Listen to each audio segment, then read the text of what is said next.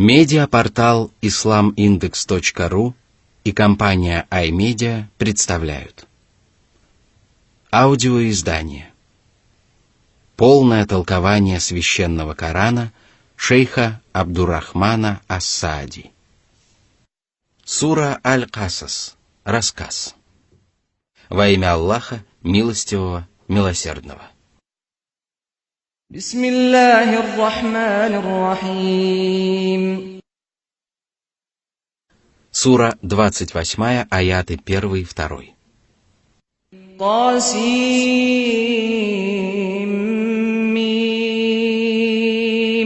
Тилька аятуль китабиль мубин. Они заслуживают возвеличивания и почитания, потому что разъясняют все, в познании чего нуждаются рабы Аллаха. Благодаря кораническим аятам люди познают своего Господа и узнают о своих обязанностях перед Ним, учатся распознавать праведных рабов Аллаха от Его ненавистных врагов и узнают о важнейших событиях в истории человечества, а также о его дальнейшей судьбе. Именно священный Коран сообщает людям о том, какие деяния заслуживают вознаграждения, а какие — наказания. Эти и многие другие вопросы освещаются в Писании Аллаха самым совершенным образом. Сура 28, аят 3.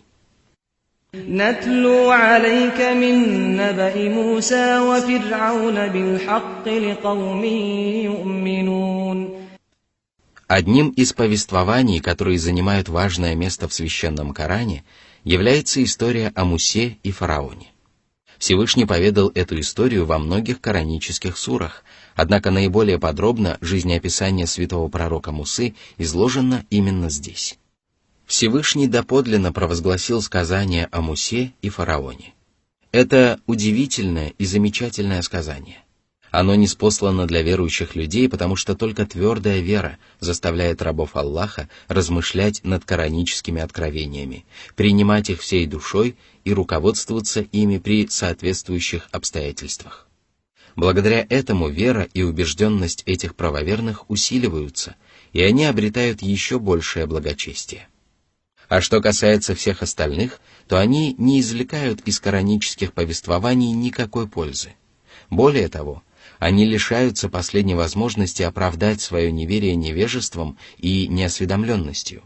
Они недостойны идти прямым путем, и поэтому Всевышний Аллах охраняет свое последнее откровение от их грязных рук и не позволяет им понять его великий смысл. Сура 28, аят 4. إن فرعون علا في الأرض وجعل أهلها شيعا يستضعف طائفة منهم يذبح أبناءهم ويستحيي نساءهم إنه كان من المفسدين. Всевышний начал сказание о Мусе и фараоне словами о том, что фараон возгордился на земле. Фараон правил великим царством, обладал огромной властью и руководил несметными полчищами. Это порождало в нем высокомерие и заносчивость, но в действительности не ставило его выше остальных. Фараон деспотично правил своей страной и разделил ее жителей на сословия. Он поступал со своими подданными, руководствуясь своими порочными желаниями. Одних он ослаблял, убивая их сыновей и оставляя в живых дочерей. Такова была горькая участь сынов Исраила. Тем не менее, именно этот народ снискал благоволение Аллаха и был превознесен над остальными людьми. Это обязывало египетского владыку почитать и уважать израильтян, но фараон делал все наоборот. Он унижал израильтян, полагая, что они никогда не сумеют освободиться из-под его гнета. Он пренебрегал даже их жизнями и опасался, что порабощенный им народ может поднять бунт и взять власть в свои руки.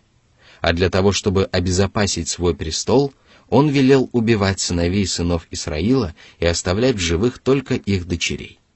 Воистину, он был одним из тех, кто творил нечестие, потому что он не стремился к благочестию ни в религии, ни в мирской жизни. Сура 28, аят 5. ونريد أن نمن على الذين استضعفوا في الأرض ونجعلهم أئمة ونجعلهم الوارثين. Всевышний Аллах решил избавить сынов Исраила от унижения и погубить их противников и супостатов. Наряду с этим Аллах решил сделать их предводителями правоверных и наследниками мирских благ. Всевышний пожелал, чтобы сыны Исраила насладились земными удовольствиями до того, как они окажутся в мире ином. Сура 28, аят 6. ونمكن لهم في الأرض ونري فرعون وهامان وجنودهما منهم ما كانوا يحذرون. Униженный и оскорбленный не может быть предводителем и образцовым примером для остальных. Для этого необходимы власть и могущество, и поэтому Всевышний Аллах вознамерился одарить их властью на земле. Воистину, все происходящее на земле целиком и полностью зависит от воли и желания всемогущего Господа. А в те далекие времена всемогущий Господь пожелал также явить фараону и его помощнику Хаману, а также их воинам то, чего они опасались. Это наказание должно было коснуться и воинов, потому что именно они помогали египетскому владыке чинить произвол и творить беззаконие. Чего же опасался могущественный народ фараона? Они боялись лишиться своих прекрасных домов и быть изгнанными со своих земель. Вот почему они стремились подавить сопротивление израильтян в зародыше и убивали их сыновей. Однако опасениям фараона и его приспешников было суждено сбыться, потому что этого хотел сам Аллах. А если Аллах хочет чего-нибудь, то создает для этого предпосылки и объективные причины. Именно так Всевышний Аллах поступил с народом фараона, погибель которого была определена несколькими обстоятельствами, о чем не подозревали ни возлюбленные рабы Аллаха, ни его враги. Какие же обстоятельства послужили причиной гибели египетского тирана и его полчищ? Началось все с того, что Всевышний Аллах привел на свет пророка Мусу, которому и надлежало спасти израильтян. Сыны Исраила переживали тогда тяжелые времена, потому что египтяне убивали их сыновей.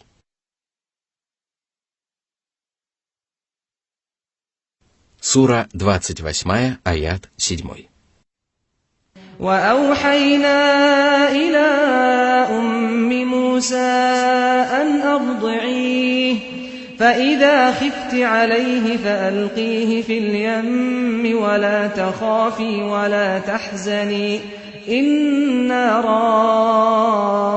رادوه إليك وجاعلوه من المرسلين. Воспитывай младенца сама, но если почувствуешь опасность, то положи его в деревянный сундук и брось в Нил. Не бойся и не скорби, поскольку мы вернем тебе дитя и сделаем его одним из посланников. Господь вселил в душу его матери веру в то, что она получит своего сына назад, и что ее ребенок вырастет и будет защищен от козней нечестивого народа, а позднее станет посланником Аллаха. Всевышний ниспослал матери своего пророка эту благую весть для того, чтобы она не переживала и не испытывала беспокойства за свое чадо. И вот наступил день, когда мать Мусы почувствовала приближение опасности. Она сделала то, что ей велел сделать Господь, и бросила сундук с младенцем в реку. Тем самым она вверила судьбу своего ребенка в руки Всевышнего Аллаха. Сура 28, аят 8. فالتقطه آل فرعون ليكون لهم عدوا وحزنا إن فرعون وهامان وجنودهما كانوا خاطئين. Муса стал находкой домочадцев фараона. Они даже не подозревали того, что этому младенцу суждено стать врагом их народа и принести им великое горе. Воистину, как бы осторожен не был человек, ему все равно не удастся избежать того, что предопределил для него Аллах. Народ фараона опасался сынов Исраила, но Всевышнему Аллаху было угодно, чтобы предводитель сынов Исраила вырос и получил воспитание под покровительством самого египетского владыки. Если поразмыслишь над судьбой пророка Мусы, то становится ясно, что именно такое стечение обстоятельств принесло сынам Исраила много пользы, избавило их от некоторых трудностей и обезопасило от нападок египтян. Причиной же этого был Муса, который до начала своей пророческой миссии был одним из приближенных фараона. Естественно, он стремился отстаивать интересы своих соплеменников, и ему это удавалось, потому что он был энергичным и горячим человеком. В результате униженный и беспомощный народ, находящийся под безумным гнетом, о чем уже говорилось ранее, время от времени начинал сопротивляться деспотичным египтянам. Все это было преддверием пророчества, поскольку, согласно извечному предустановлению Аллаха, великие события в истории человечества происходят не внезапно, а постепенно. Как правило, им предшествуют исторические предпосылки. Затем Всевышний сказал, что фараон, Хаман и их воины были грешниками. Аллах решил покарать их за совершенные ими преступления и обратить против них самих козни, которые они строили против беззащитного народа. Сура 28, аят 9. وقالت امرأة فرعون قرة عين لي ولك لا تقتلوه عسى أن ينفعنا أو نتخذه ولدا وهم لا يشعرون. Когда домочадцы фараона подобрали младенца, Всевышний Господь вызвал в жене фараона сострадание к ребенку. Женой этого тирана была верующая, славная и достойная женщина Асия, дочь Мазахима. Она сказала: «Не убивай его, давай оставим его у нас, чтобы он принес нам счастье и радость. Он будет прислуживать нам и может стать преданным помощником. Если же мы захотим, то можем оказать ему великую честь и усыновить его».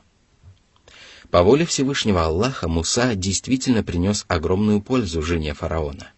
Она с первых дней полюбила найденного в реке младенца и стала относиться к нему как к родному сыну. А когда Муса вырос и стал пророком и посланником, она одной из первых обратилась в истинную веру. Да будет доволен ею Аллах, и да будет она довольна его вознаграждением. Воистину, египтяне не подозревали о том, что было записано в хранимой скрижали и чему было суждено произойти спустя некоторое время.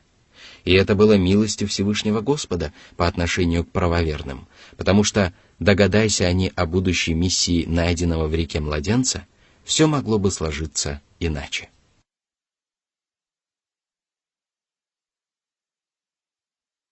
Сура 28, аят 10.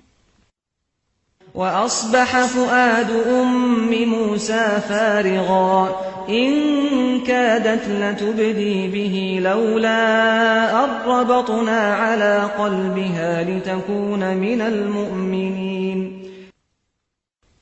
Расставшись со своим чадом, мать Мусы начала сильно тосковать и беспокоиться о его судьбе.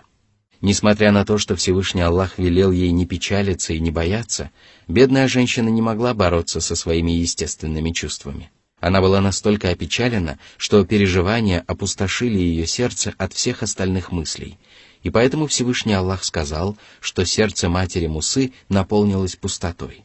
И если бы Аллах не помог ей стойко выдержать удар судьбы, то она призналась бы в том, что Муса был ее ребенком. Однако Всевышний Аллах поддержал ее, дабы она продолжала веровать. Воистину, если человек, оказавшийся в трудной ситуации, проявляет стойкость и терпение, то его вера усиливается и укрепляется. Если же он не перестает скорбить и печалиться, то это свидетельствует о слабости его веры и убежденности. Сура 28, аят 11. وقالت لأخته قصيه فبصرت به عن جنب وهم لا يشعرون. Мать Мусы велела его сестре следовать за своим братом и найти его. но не попадаться на глаза египтянам. Сестра Мусы не обращала на себя внимания и не выдала своих истинных намерений. Это было благоразумным шагом, потому что, ведя на себя иначе, домочадцы фараона могли бы подумать, что именно она бросила младенца в реку. Может быть, тогда они решили бы убить ребенка, чтобы наказать его семью за проявленную хитрость. Сура 28, аят 12. وحرمنا عليه المراضع من قبل فقالت هل أدلكم على أهل بيت يكفلونه لكم وهم له ناصحون. Всевышний продолжал оказывать милость будущему пророку и его матери. Он позволил младенцу брать грудь кормилиц, и тогда домочадцы фараона отнесли младенца на рынок в надежде, что кто-нибудь возьмется заботиться о нем. В это время к ним подошла сестра Мусы и сказала: «Не показать ли вам семью, которая будет заботиться о нем и хорошо обращаться с ним?» Именно этого хотели домочадцы египетского владыки. Они уже привязались к младенцу и боялись, что он умрет от голода, потому что он отказывался брать грудь кормилиц. Услышав слова девушки, они поняли, что она предлагает им то, что нужно. У ребенка будет семья, которая будет беречь его, заботиться о нем и относиться к нему с любовью. Они охотно согласились принять предложение девушки, и она указала им на свой дом. Сура 28, аят 13. فرددناه إلى أمه كي تقر عينها ولا تحزن ولتعلم أن وعد الله حق ولكن أكثرهم لا يعلمون. Всевышний Аллах исполнил свое обещание, чтобы утешились глаза матери, чтобы она не горевала. Мать будущего пророка получила возможность воспитывать своего ребенка, не опасаясь за его жизнь и любуясь своим чадом. Более того, она получала за эту работу солидное вознаграждение. Тем самым Господь дал ей понять, что обещание Аллаха непреложно. Она воочию убедилась в том, что часть обещанного ей уже исполнилась. Это позволяло ей не тревожиться за судьбу сына и твердо верить в то, что Всевышний Аллах убережет его от несчастий и сделает своим посланником. Но многие люди видят трудности и отказываются уверовать, не подозревая о том, что на пути к великим достижениям и большим успехам Всевышний Аллах устраивает множество препятствий и испытаний. Таким образом, Муса воспитывался под покровительством семьи фараона. Он пользовался их привилегиями, ездил верхом на их верховых животных, носил их одежду, что было по душе его матери. Люди считали ее молочной матерью Мусы и не удивлялись его теплым чувствам по отношению к ней. Призадумайтесь же над милостью Всевышнего Аллаха, который уберег своего пророка от лживых речей и тяжелых испытаний. Он часто навещал свою мать и называл ее матерью, и окружающие воспринимали это как должное, потому что они считали его молочным сыном этой женщины. Но самое главное, Мусе не приходилось лгать, и его слова были сущей правдой.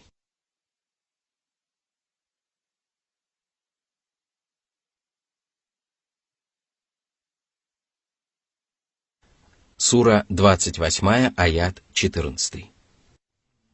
ولما بلغ أشده واستوى آتيناه حكما وعلما وكذلك نجزي المحسنين. Мужчины, как правило, достигают расцвета своих физических и умственных способностей в возрасте около 40 лет. Когда пророк Муса возмужал и достиг этого возраста, Аллах даровал ему мудрость и знание. Так Аллах вознаграждает тех, кто искренне поклоняется Аллаху и делает добро его творениям.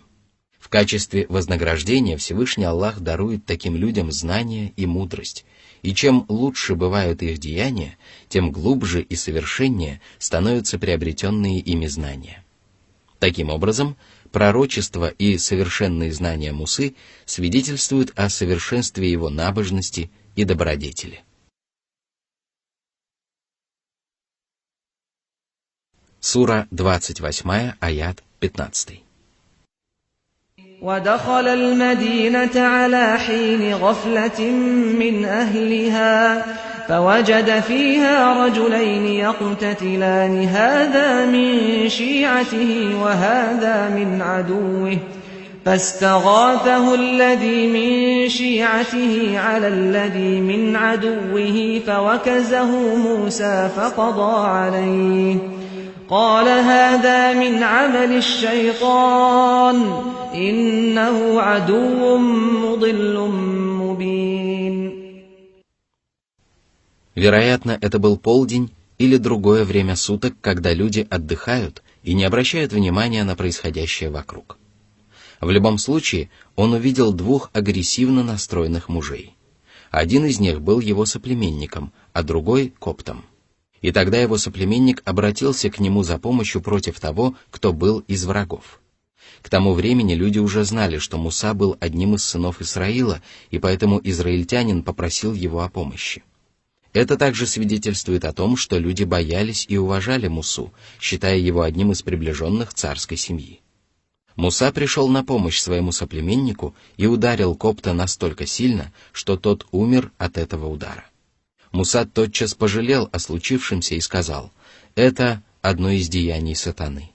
Люди совершают убийство по наущению сатаны, который стремится сбить их с пути истины. Я тоже совершил великий грех по его наущанию. Воистину, он ненавидит нас и делает все возможное для того, чтобы ввести нас в заблуждение». Сура 28, аят 16.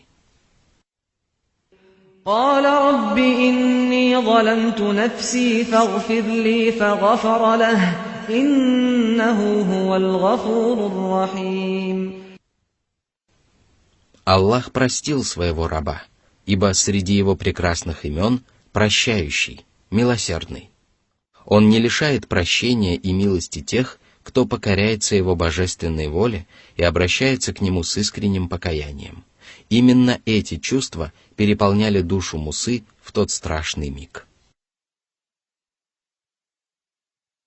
Сура 28, аят 17. قال رب بما أنعمت علي فلن أكون ظهيرا للمجرمين. Господи, Ты принял мое покаяние, простил мои прегрешения и почтил меня великой милостью. Поэтому я никогда больше не стану помогать людям в совершении грехов.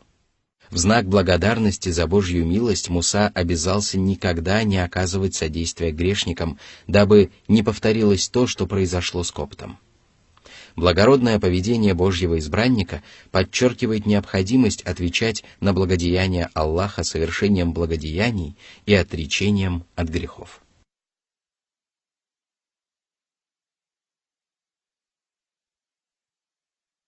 Сура 28, аят 18. فأصبح في المدينة خائفا يترقب فإذا الذي استنصره بالأمس يستصرخه قال له موسى إنك لغوي مبين. Он испытывал сильный страх и хотел разузнать, дошла ли весть об убийстве до придворных фараона. Он понимал, что подобный дерзкий поступок не может сойти с рук, тем более, если его совершил один из сынов Исраила. Тут он увидел, что человек, который попросил у него помощи накануне, опять дерется с одним из коптов и взывает к нему о помощи. Он ответил ему: «Ты явно сошел с прямого пути, ты поступаешь дерзко и неправильно».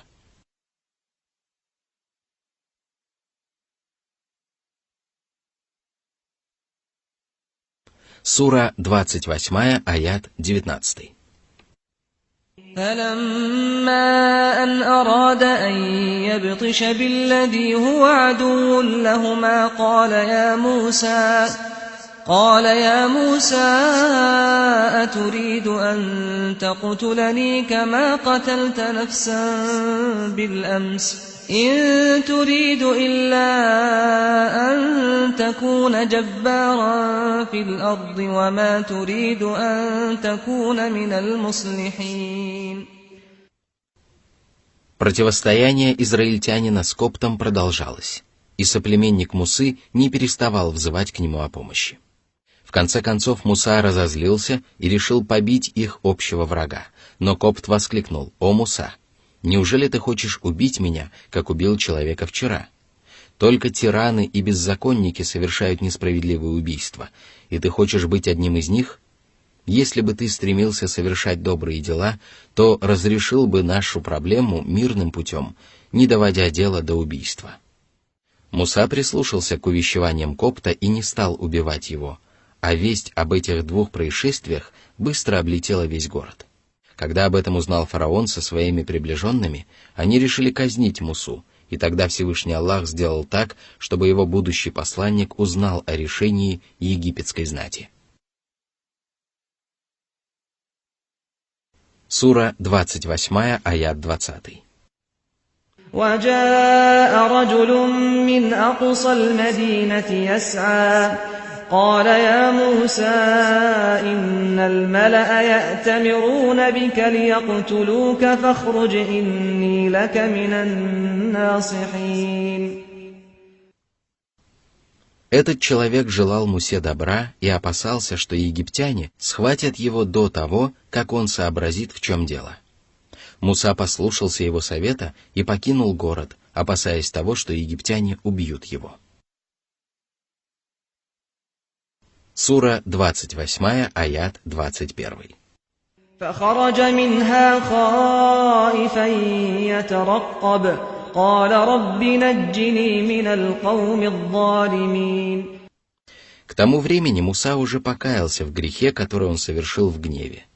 У него не было намерения убивать египтянина, и поэтому решение египетской знати было жестоким и несправедливым. Сура 28, аят 22. ولما توجه تلقاء مدين قال عسى ربي أن يهديني سواء السبيل. Тогда Муса принял решение бежать в сторону Мадьяна. Этот город располагался на юге Палестины, на которую не распространялась власть фараона. Он надеялся на то, что Аллах поможет ему найти кратчайший путь к Мадьяну и спокойно добраться до безопасного места. И Всевышний Аллах действительно помог ему найти правильную дорогу и добраться до безопасного города.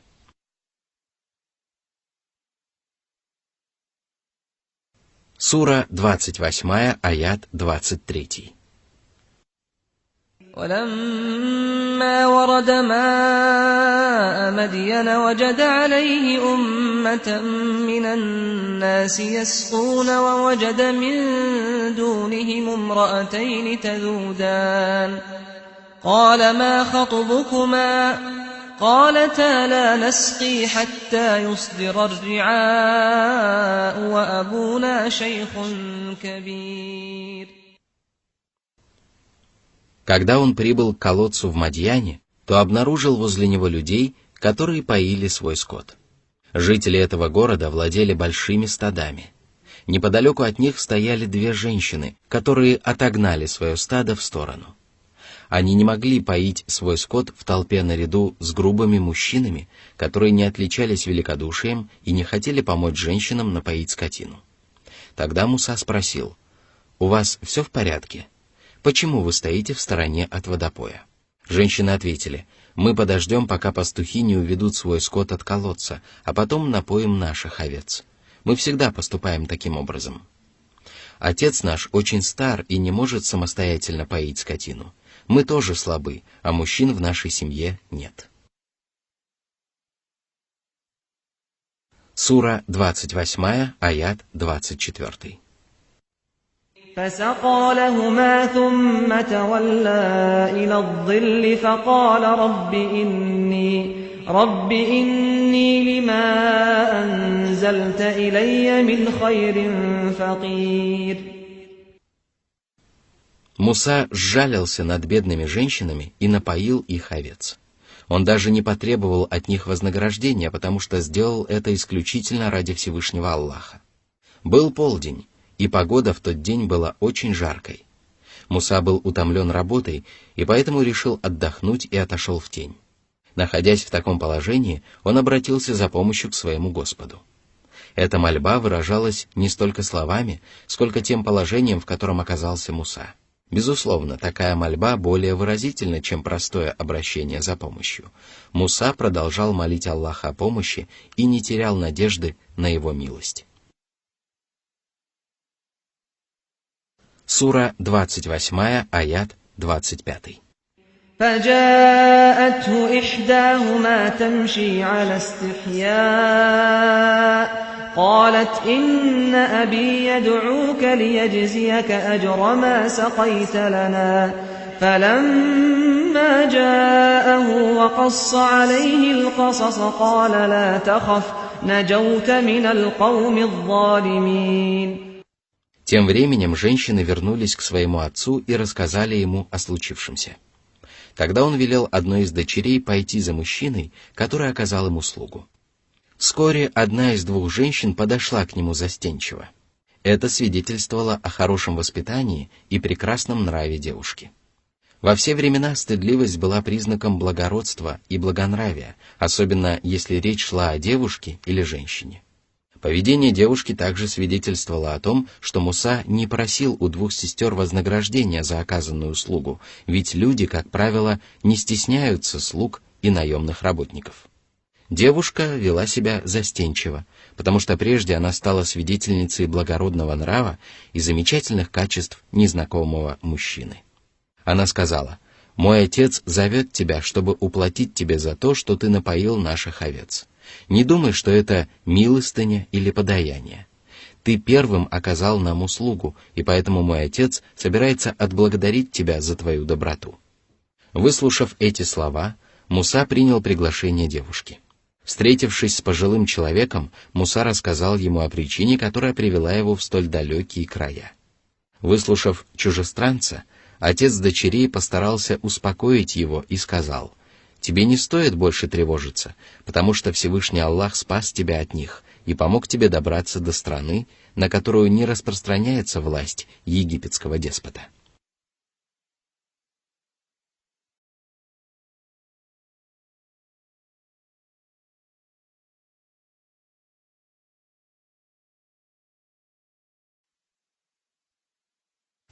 Сура 28, аят 26. قالت إحداهما يا أبت استأجره إن خير من استأجرت القوي الأمين. Пусть этот человек останется у нас и пасет наших овец за плату. Трудно будет найти более подходящего работника, потому что он силен и достоин доверия. Именно эти качества являются самыми ценными качествами любого работника. Он должен быть достаточно силен или умен для того, чтобы справиться со своей работой, и должен заслуживать доверия. Каждый работодатель должен нанимать работников, обладающих этими прекрасными качествами. Если же работник не обладает хотя бы одним из них, то в его работе всегда будут недостатки. Девушка видела, как живо и энергично Муса поил их овец возле колодца, и понимала, что он заслуживает доверия, потому что только верный и надежный человек может сжалиться над двумя беззащитными женщинами и бескорыстно помочь им напоить скотину, и спрашивая вознаграждение только у Всевышнего Аллаха. Сура 28, аят 27. قال إني أريد أن أنكحك إحدى ابنتي هاتين على أن تأجرني 8 حجج فإن أتممت 10 فمن عندك وما أريد أن أشق عليك ستجدني إن شاء الله من الصالحين. «Я хочу сочетать тебя браком с одной из моих дочерей на условии, что ты будешь работать на меня 8 лет. Ты выполнишь свои обязательства, если отработаешь 8 лет, но если пожелаешь, то можешь работать на меня в течение 10 лет. Я не хочу обязывать тебя отрабатывать целые 10 лет и не хочу обременять тебя тяжелым трудом. Если ты согласишься работать на меня, то будешь совершать легкую и необременительную работу. Если же на то будет воля Аллаха, то ты убедишься в том, что я праведный человек». Он обещал Мусе, что не будет принуждать его к совершению непосильной работы и будет хорошо обращаться с ним. Это означает, что праведный человек всегда должен проявлять благородство, поскольку предъявляемые к нему требования гораздо выше требований, предъявляемых к остальным людям. Сура 28, аят 28. قال ذلك بيني وبينك أيما الأجلين قضيت فلا عدوان علي والله على ما نقول وكيل. Я согласен жениться на одной из твоих дочерей на этих условиях, а посему этот вопрос можно считать решенным. Я отработаю 8 лет, и если пожелаю, то останусь у тебя еще на 2 года. И пусть Аллах будет поручителем тому, что мы говорим. Он непрестанно наблюдает за своими рабами и ведает о нашем договоре. Многие люди считают, что этот пожилой мужчина был известным пророком Шуэйбом, однако это не так, поскольку об этом ничего не сообщается в священных текстах. Известно, что пророк Шуэйб жил в Мадьяне и что описываемое в этой суре событие также произошло в этом городе. Однако это не означает, что отец 2 дочерей непременно должен был быть пророком. Нам неизвестно, был ли пророк Муса современником пророка Шуэйба, и тем более неизвестно, встречались ли они. Если бы пожилой мужчина был пророком, то Всевышний Аллах поведал бы об этом, и его дочери рассказали бы об этом Мусе. Кроме того, Всевышний Аллах погубил неуверовавших соплеменников Шуэйба, и мы не можем утверждать, что верующие соратники святого пророка не позволяли 2 дочерям своего наставника напоить скот до тех пор, пока им не помог чужестранец. Также известно, что пророк Муса превосходит пророка Шуэйба, а следовательно, последний никогда не согласился бы на то, чтобы он прислуживал у него в доме. Последний довод можно опровергнуть тем, что Муса прислуживал в доме у старца до начала своей пророческой миссии. Но даже такое опровержение не является убедительным. В любом случае, мы не можем утверждать, что отец 2 девушек был святым пророком, если об этом не сообщается в достоверных хадисах посланника Аллаха, мир ему и благословение Аллаха. А лучше всего об этом известно Всевышнему Аллаху.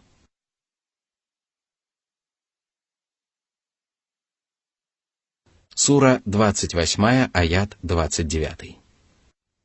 فلما قضى موسى الأجل وسار بأهله آنس من جانب الطور نارا قال لأهلهم كثوا إني آنست نارا لعلي آتيكم منها بخبر أو جذوة من النار لعلكم تصطلون. Муса исправно отработал свой срок, и по поводу этого срока толкователи Корана высказывали различные мнения. Одни считали, что он отработал только обязательные 8 лет, а другие считали, что он по доброй воле проработал у отца своей жены еще 2 года. За это время он соскучился по своим родителям и близким родственникам, а также по своей родине. Он решил, что прошло достаточно времени для того, чтобы египтяне забыли о случившемся, и отправился со своей семьей в Египет. Спустя некоторое время он увидел со стороны горы огонь и велел своим родным подождать его. Из его слов становится ясно, что было очень холодно и что они сбились с пути. Сура 28, аят 30.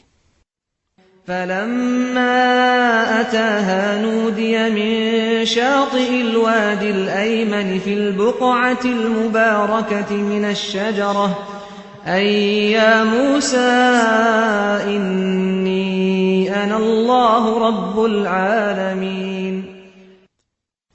Всевышний поведал ему о том, что он является единственным Господом Богом, которого следует обожествлять и которому надлежит поклоняться. Всевышний также сказал ему: «Воистину я Аллах. Нет божества, кроме меня. Поклоняйся же мне и совершай намаз, чтобы помнить обо мне». Сура 20, аят 14. Сура 28, аят 31. وأن ألق عصاك فلما رآها تهتز كأنها جان ولا مدبرا ولم يعقب يا موسى أقبل ولا تخف إنك من الآمنين. Арабским словом «джан» называют самцов крупных змей. Вид этой змеи сильно напугал Мусу, и он пустился бежать прочь, без оглядки. Тут снова раздался глас. Всевышний вначале повелел ему подойти поближе, и святой пророк обязан был подчиниться, а поскольку происходящее вокруг пугало его, Всевышний Аллах велел ему не бояться. Муса мог выполнить эти приказания и подойти поближе, не испытывая при этом страха. Но в его сердце могла оставаться неуверенность в том, что ему не причинят зла. Поэтому милостивый Аллах гарантировал ему безопасность. Отныне ему ничего не угрожало, и ничто не могло причинить ему зло. После этих слов Муса перестал испытывать страх и волнение. Его сердце переполнилось спокойствием и уверенностью, и он пошел вперед. Он доверял словам своего Господа, и все происходящее лишь усилило его веру и приумножило его убежденность. Из всего сказанного следует, что перед предстоящей встречей с фараоном Всевышний Аллах явил своему пророку знамение, которое должно было укрепить его веру в успех и придать ему смелости и стойкости. Затем Всевышний Господь явил ему другое знамение и сказал: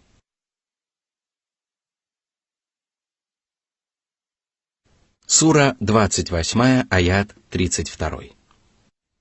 أسلك يدك في جيبك تخرج بيضاء من غير سوء واضمم إليك جناحك من الرهب فذلك برهانان من ربك إلى فرعون وملئه إنهم كانوا قوما فاسقين.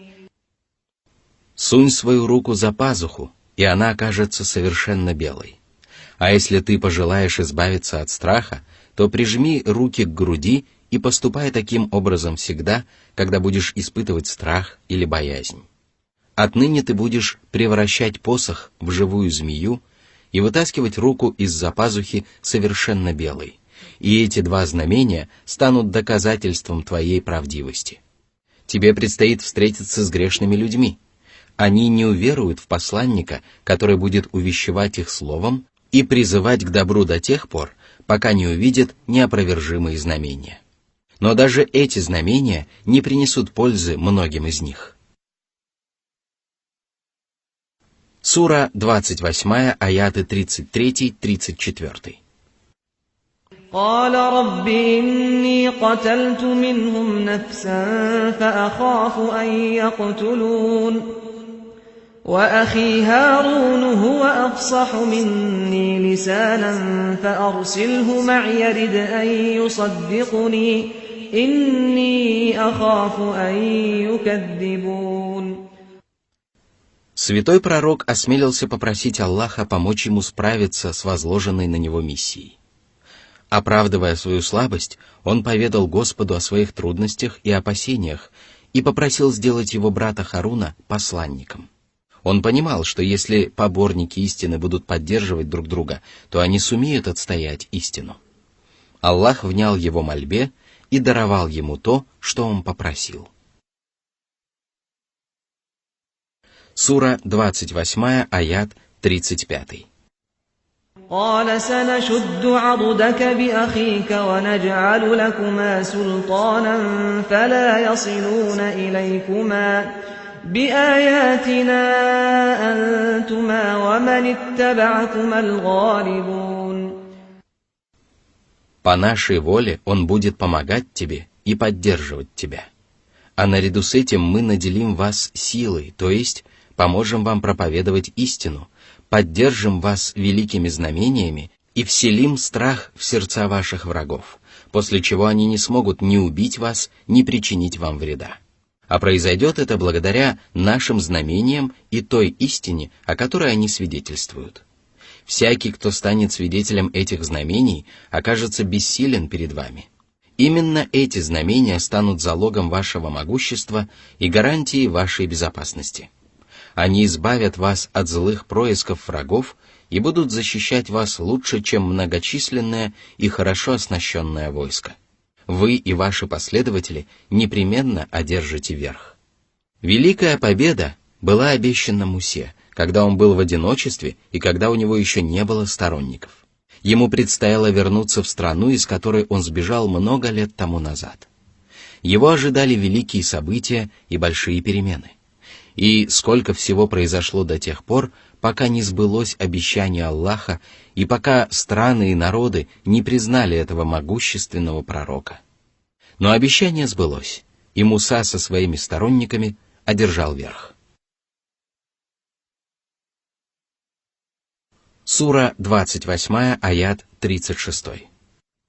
فلما جاءهم موسى بآياتنا بينات قالوا ما هذا إلا سحر مفترى وما سمعنا بهذا في آبائنا الأولين. Осознав свою пророческую миссию, Муса отправился донести истину до фараона и египетской знати. Он явил им ясные знамения, каждое из которых было ярчайшим доказательством его правдивости.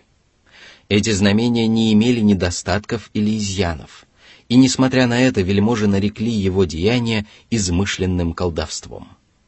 Их слова были очень похожи на слова фараона, которые он произнес, когда воочию убедился в том, как истина сокрушает ложь. Даже чародеи, которые прекрасно разбирались в колдовстве, уверовали в пророческую миссию Мусы, но фараон сказал: «Воистину, он старший из вас, который научил вас колдовству». Сура 26, аят 49. Он был умен, но не искренен. Его душу переполняли хитрость, коварство и обман. Всевышний поведал о том, что фараону сразу стало ясно, что явленные ему знамения были ниспосланы Господом небес и земли, однако в его душе преобладали зло и бесчестие. Столь же лживыми и нечестивыми были окружавшие его вельможи. Они лживо утверждали, что не слышали обучения Мусы от своих праотцов, тогда как задолго до пришествия Мусы к ним был отправлен пророк Юсуф. Именно поэтому уверовавший муж из рода фараона обратился к своим соплеменникам и сказал: «Прежде к вам явился с ясными знамениями Юсуф, Иосиф, но вы до сих пор сомневаетесь в том, что он вам принес. Когда же он умер, вы сказали: Аллах не отправит посланника после него.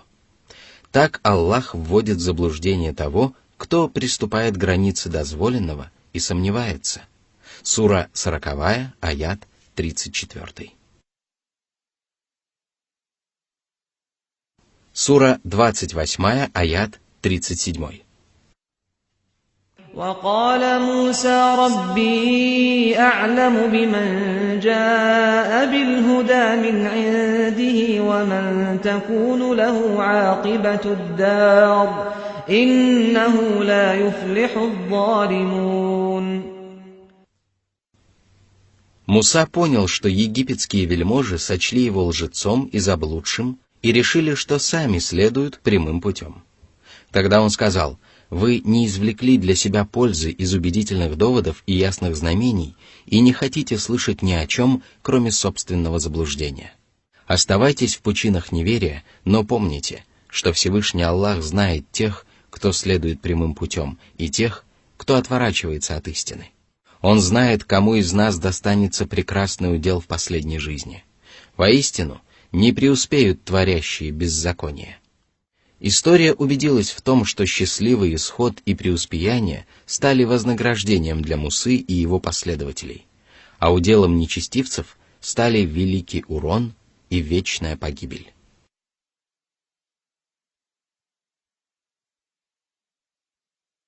Сура 28, аят 38. وقال فرعون يا أيها الملأ ما علمت لكم من إله غيري فأوقد لي يا هامان على الطين فاجعل لي صرحا لعلي أطلع إلى إله موسى وإني لأظنه من الكاذبين. А тем временем фараон продолжал противиться своему Господу и вводить в заблуждение свой глупый и безрассудный народ. Он провозгласил себя Господом Богом и сказал, что если бы существовали иные боги, то он знал бы об этом. Египетский народ испытывал перед фараоном почтенный страх и не возражал ему, даже когда тот провозглашал себя единственным богом. Все это свидетельствует о том, что египтяне считали фараона ученым человеком. Они верили всему, что он говорил, и выполняли все, что он велел. Однако на этот раз он поведал своему народу о том, что не знает о существовании других богов.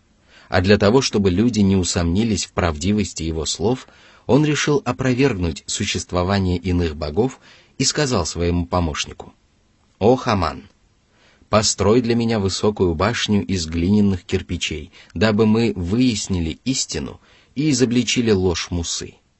Какая дерзость! Какое неверие! Ни один человек не осмеливался столь дерзко противиться Аллаху. Фараон нарек святого пророка лжецом, провозгласил себя Аллахом, объявил о том, что не ведает о существовании истинного Господа Бога, и даже захотел подняться к Богу, в которого верил Муса. Однако поступал он таким образом только для того, чтобы завоевать доверие своей свиты. И удивительно, что знатные вельможи, которые считались старейшинами и вождями египетского народа, были всего лишь игрушкой в руках одного человека. Он заправлял их умами и совершенно не считался с ними, но они соглашались с этим, потому что распутство было их неотъемлемым качеством. Еще раньше они отреклись от правой веры, и это привело к разложению их душ и умов. Господи, помоги нам стойко придерживаться правого пути. Не вводи нас в заблуждение после того, как Ты одарил нас верой. Одари нас своей милостью, ибо Ты одаряющий.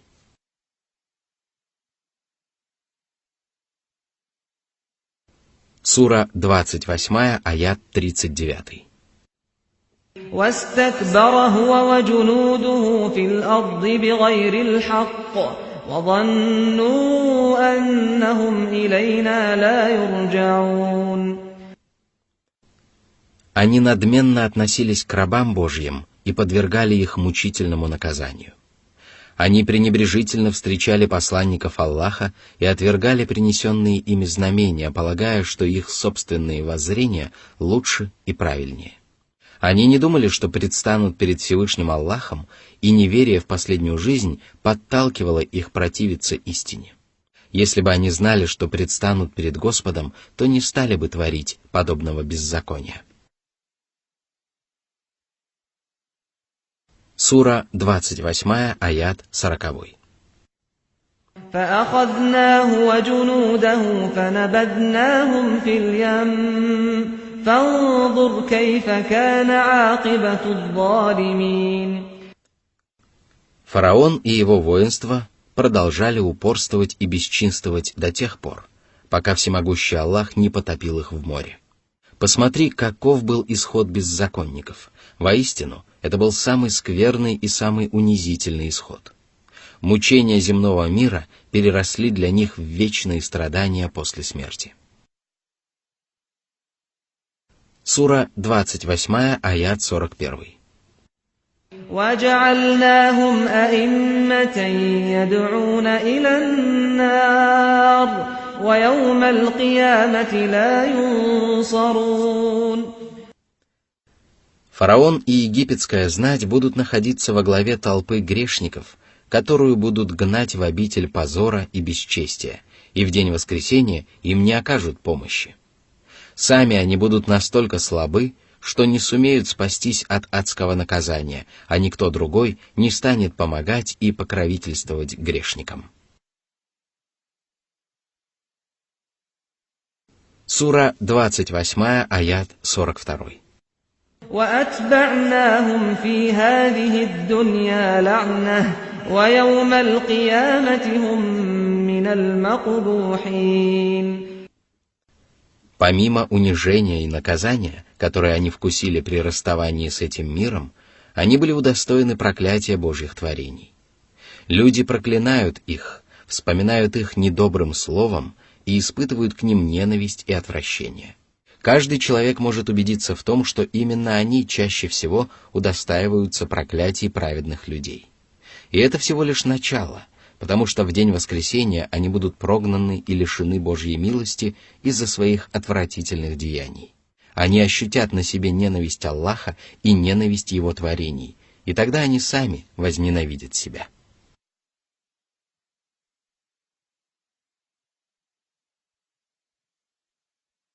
Сура 28, аят 43. وَلَقَدْ آتَيْنَا مُوسَى الْكِتَابَ مِنْ بَعْدِ مَا أَهْلَكْنَا الْقُرُونَ الْأُولَى بَصَائِرَ لِلنَّاسِ وَهُدًى وَرَحْمَةً لَعَلَّهُمْ يَتَذَكَّرُونَ. Речь идет о Торе, которая была ниспослана после того, как Всевышний Аллах потопил фараона и его воинство. Это был последний народ, который был целиком истреблен по приказу всемогущего Господа. После этого было ниспослано Писание, в котором было предписано сражаться против неверующих с оружием в руках. Ниспосланное Мусе Писание было наглядным наставлением для людей, потому что оно разъясняло рабам Аллаха, что может принести им пользу, а что может причинить им вред. Это Писание лишало грешников любых оправданий и помогало верующим укрепить свою веру.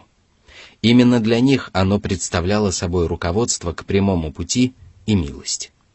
В предыдущих аятах Всевышний Аллах открыл своему посланнику часть сокровенного знания, а для того, чтобы люди твердо знали, что даже посланник Аллаха может получить такие сведения только путем божественного откровения, Всевышний Аллах сказал. Сура 28, аят 44. وَمَا كُنْتَ بِجَانِبِ الْغَرْبِ إِذْ قَضَيْنَا إِلَى مُوسَى الْأَمْرَ وَمَا كُنْتَ مِنَ الشَّاهِدِينَ. Посему никто не должен говорить, что ты знал об истории Мусы, потому что был свидетелем всего происходящего. Сура 28, аят 45. وَلَكِنَّا أَنشَأْنَا قُرُونًا فَتَطَاوَلَ عَلَيْهِمُ الْعُمُرُ وَمَا كُنْتَ ثَاوِيًا فِي أَهْلِ مَدْيَنَ تَتْلُو عَلَيْهِمْ آيَاتِنَا وَلَكِنَّا كُنَّا مُرْسِلِينَ. В результате исчезло истинное знание, и люди забыли о знамениях своего Господа.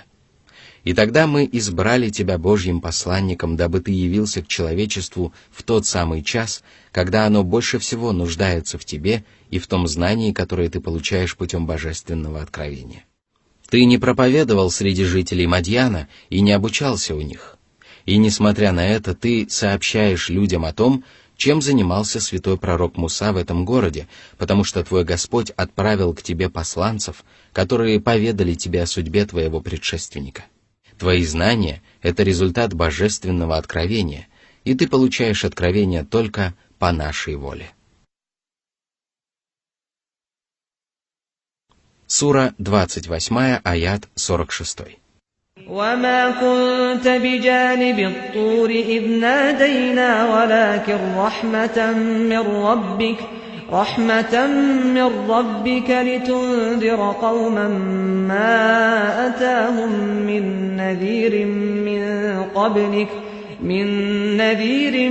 مِّن قَبْلِكَ لَعَلَّهُمْ يَتَذَكَّرُونَ. В те далекие времена мы воззвали к Мусе и повелели ему проповедовать истину среди людей несправедливых. Мы также повелели ему донести до них послание Господа и явить им удивительные знамения. Теперь мы поведали тебе об этом, и ты будешь рассказывать людям о событиях давно минувших времен без преувеличения и искажения. Ты мог бы пересказать судьбу пророка Мусы с такой точностью, если бы сопровождал его повсюду или если бы путешествовал по свету и собирал предания о его жизни. Но в этом случае твои познания не свидетельствовали бы о твоей пророческой миссии, потому что знания, приобретенные путем наблюдения и изучения, не являются характерной чертой Божьих избранников. Однако твоим друзьям и недругам прекрасно известно, что ты не изучал историю еврейских пророков. Поэтому они должны понимать, что узнавать о сокровенном знании ты можешь только из божественного откровения. Это неопровержимое доказательство правдивости твоей пророческой миссии, которая стала величайшей милостью Господа по отношению ко всему человечеству. Господь отправил тебя посланником по своей милости, дабы ты увещевал народ, которому до тебя не приходил увещеватель. Это арабы и курейшиты, которые на протяжении многих веков не помнили об учении предыдущих посланников. Быть может, они познают добро и зло для того, чтобы вершить добро и избегать злодеяний. Арабы лучше всех знают о твоих достоинствах, и это обязывает их уверовать раньше других и возблагодарить Всевышнего Аллаха за милость, которую невозможно переоценить и за которую невозможно отблагодарить сполна. Однако все сказанное выше не означает, что пророк Мухаммад, да благословит его Аллаха приветствует, был послан исключительно к арабам. Он был родом из арабского племени и проповедовал священный Коран на арабском языке. Арабы были первыми, кто соприкоснулся с его пророческими проповедями, но его послание обращено ко всему человечеству. Поэтому Всевышний Аллах сказал: «Неужели люди удивлены тем, что мы внушили человеку из их среды предостеречь людей и обрадовать уверовавших?» Сура 10, аят 2. Всевышний также велел своему посланнику сказать: «О люди, я посланник Аллаха ко всем вам». Сура 7, аят 158.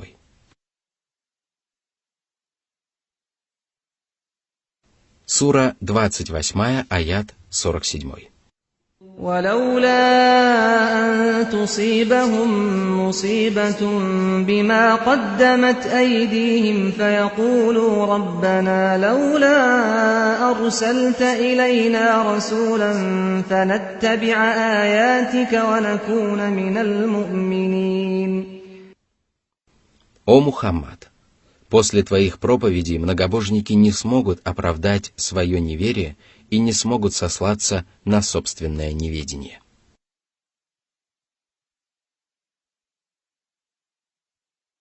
Сура 28, аят 48. فلما جاءهم الحق من عندنا قالوا لولا أوتي مثل ما أوتي موسى أولم يكفروا بما أوتي موسى من قبل قالوا سحران تظاهرا وقالوا إنا بكل كافرون. Многобожники обвинили пророка Мухаммада, мир ему и благословение Аллаха, в том, что он получал откровения по частям, тогда как пророку Мусе священное писание было ниспослано целиком. Но разве это свидетельствует о лживости посланника Аллаха?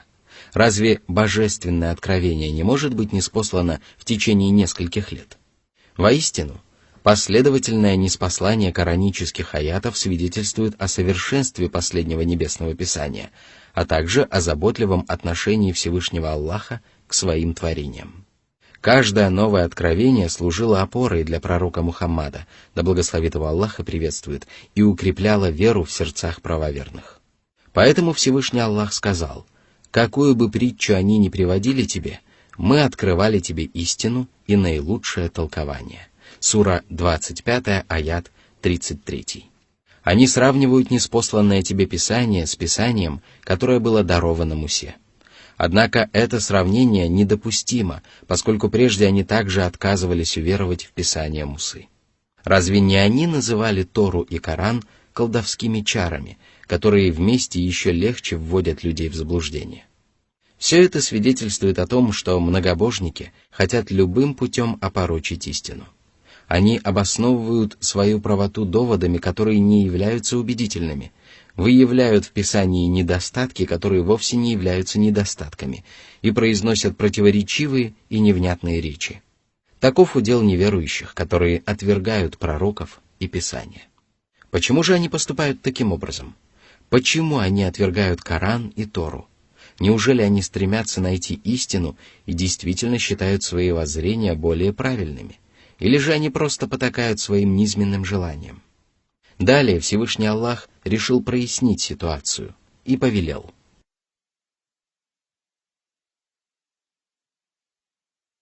Сура 28, аят 49.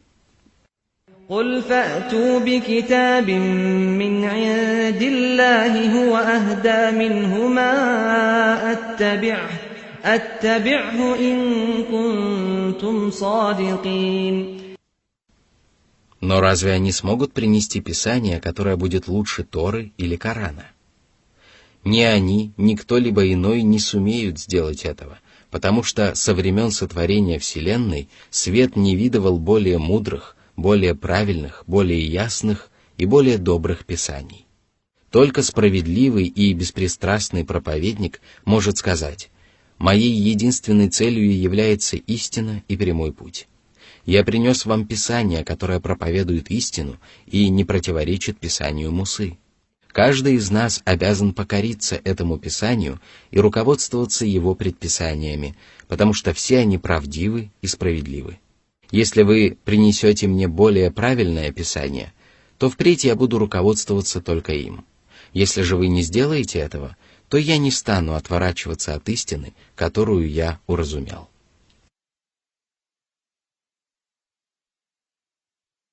Сура 28, аят 50. فإن لم يستجيبوا لك فاعلم أنما يتبعون أهواءهم ومن أضل ممن اتبع هواه بغير هدى من الله إن الله لا يهدي القوم الظالمين. Если они не принесут тебе более правильное Писание, то знай, что они отказываются последовать за тобой не для того, чтобы руководствоваться истиной, в которую они уверовали, а для того, чтобы и впредь потакать своим низменным желаниям.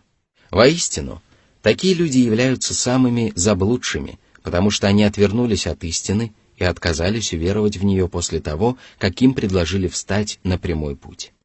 Они уступили тем самым низменным желаниям, которые подталкивают человека к погибели и несчастью, встали на этот страшный путь и отказались от Божьего руководства.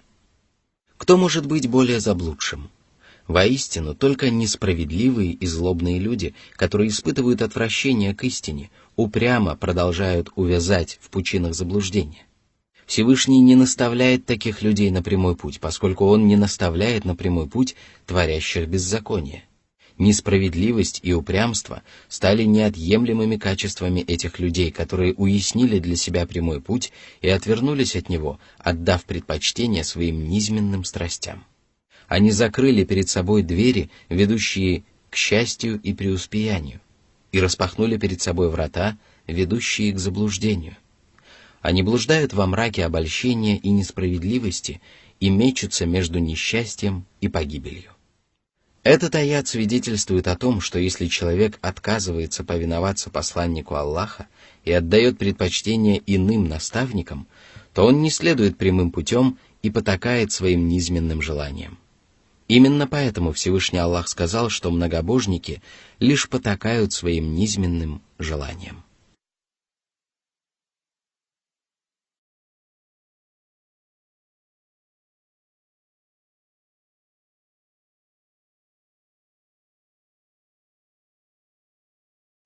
Сура 28, аят 51.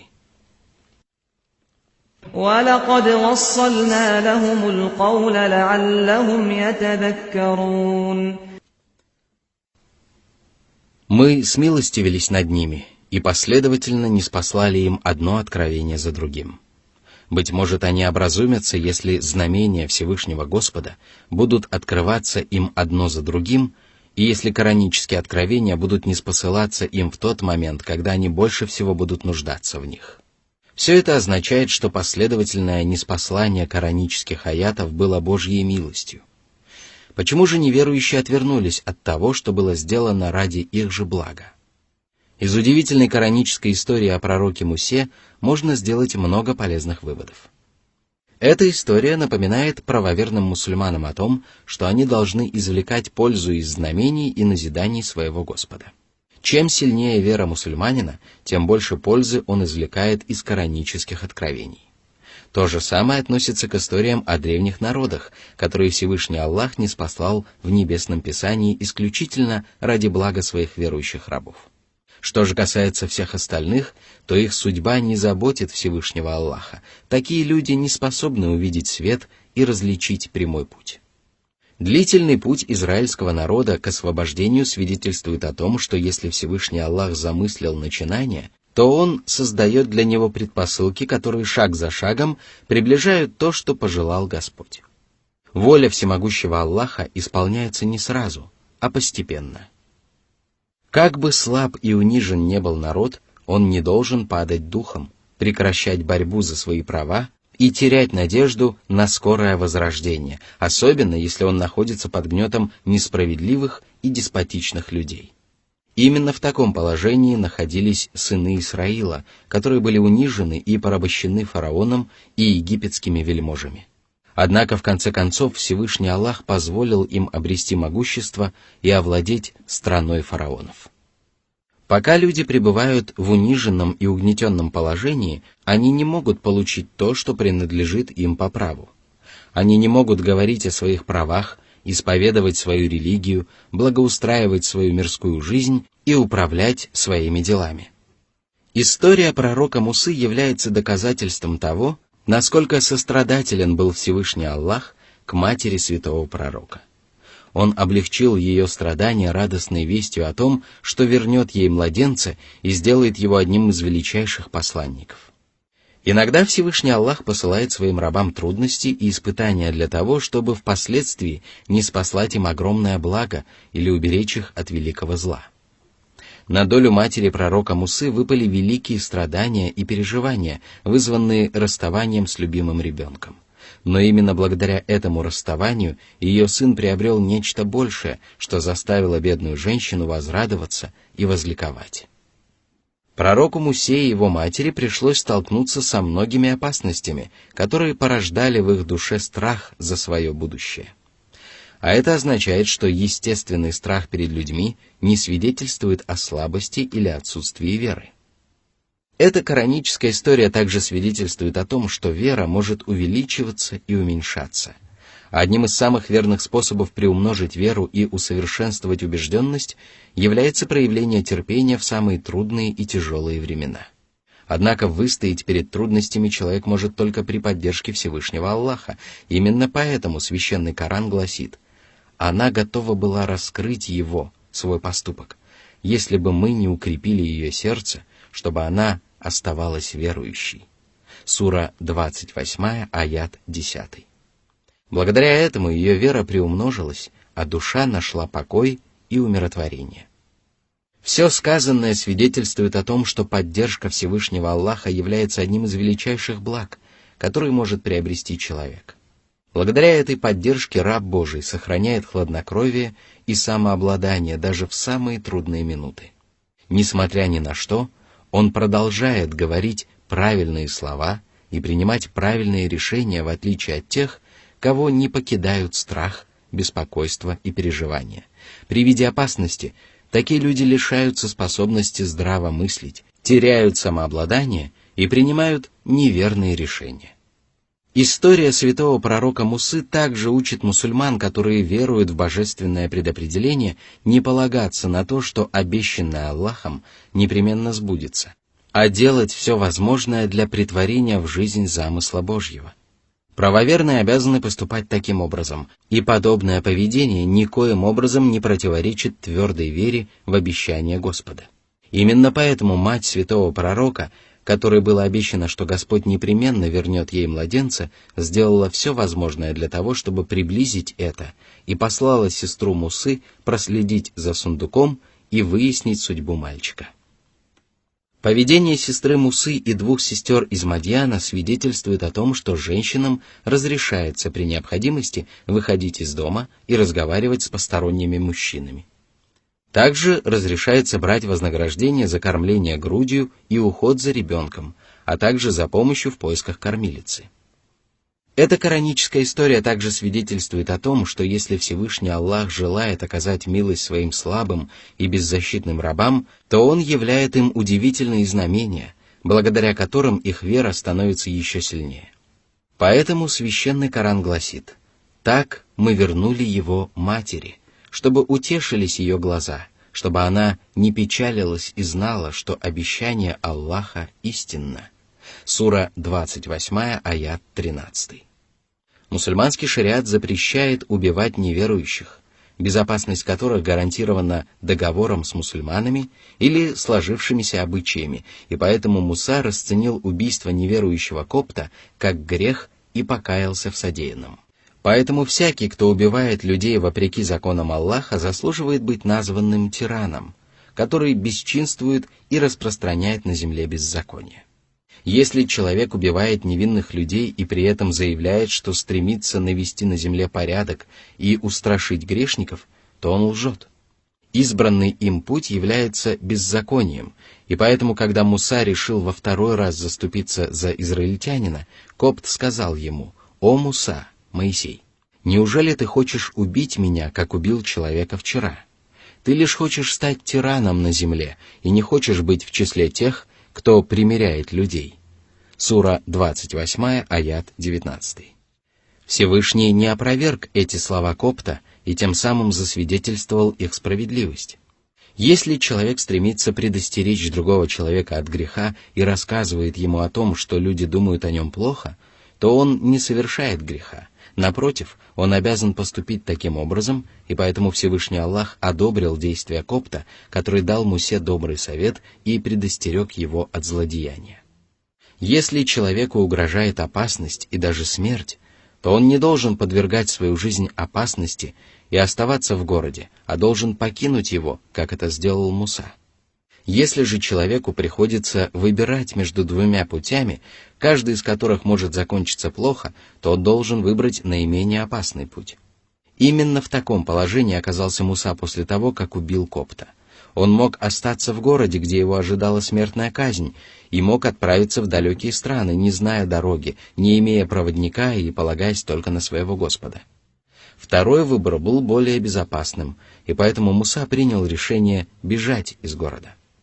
Если человек оказывается перед необходимостью принять одно из двух решений и не знает, какому из них отдать предпочтение, то он должен обратиться за помощью ко Всевышнему Господу и вознамериться найти правильный ответ. Воистину, Всевышний Аллах не обманывает надежд своих рабов, когда они оказываются в таком положении, и поэтому Муса отправился в сторону Мадьяна и сказал: «Быть может, мой Господь наставит меня на правильный путь». Сура 28, аят 22. Поведение святого пророка в чужом городе свидетельствует о том, что Божьи пророки и посланники всегда проявляли сострадание к окружающим и готовы были сделать добро как знакомым людям, так и незнакомцам. А для того, чтобы сделать доброе дело, достаточно напоить скот и помочь слабому. При обращении к Аллаху с мольбой желательно подчеркивать свою нужду и излагать свое положение. И хотя Всевышнему Аллаху прекрасно известно о положении его рабов, Он любит, когда они унижаются перед Ним и проявляют смирение и покорность. Вот почему пророк Муса сказал: «Господи, воистину я нуждаюсь в любом благе, которое Ты ниспошлешь мне». Сура 28, аят 24. Застенчивое поведение девушки перед Мусой свидетельствует о том, что стыдливость является одним из прекрасных нравственных качеств человека, особенно если она проявляется в общении с благородными и великодушными людьми.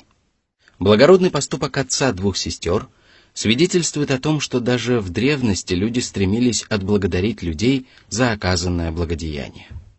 В этой коранической истории даже подчеркивается, что если человеку, который сделал доброе дело в надежде получить вознаграждение только от Всевышнего Аллаха, предложено материальное вознаграждение, то он имеет право принять это вознаграждение и при этом не заслуживает упрека или порицания. Именно поэтому Муса принял вознаграждение от отца двух девушек, которым он оказал услугу ради Аллаха, даже не помышляя о материальном вознаграждении. Эта история также свидетельствует о том, что разрешается нанимать на работу пастухов и других работников, чьи обязанности не оговариваются предварительно. и определяются обычаями того или иного народа. Из поступка праведного старца становится ясно, что разрешается нанимать работника, выдавая за него дочь в качестве вознаграждения. Также разрешается договариваться о помолвке одной из дочерей с предоставлением жениху права выбора. Из слов одной из сестер становится ясно, что умение, физическая сила и надежность являются лучшими качествами любого работника. Человек должен всегда проявлять великодушие, быть вежливым со слугами и работниками и не обременять их непосильным трудом. И поэтому отец двух девушек сказал: «Я не собираюсь обременять тебя, и ты увидишь, если пожелает Аллах, что я являюсь одним из праведников». Сура 28, аят 27.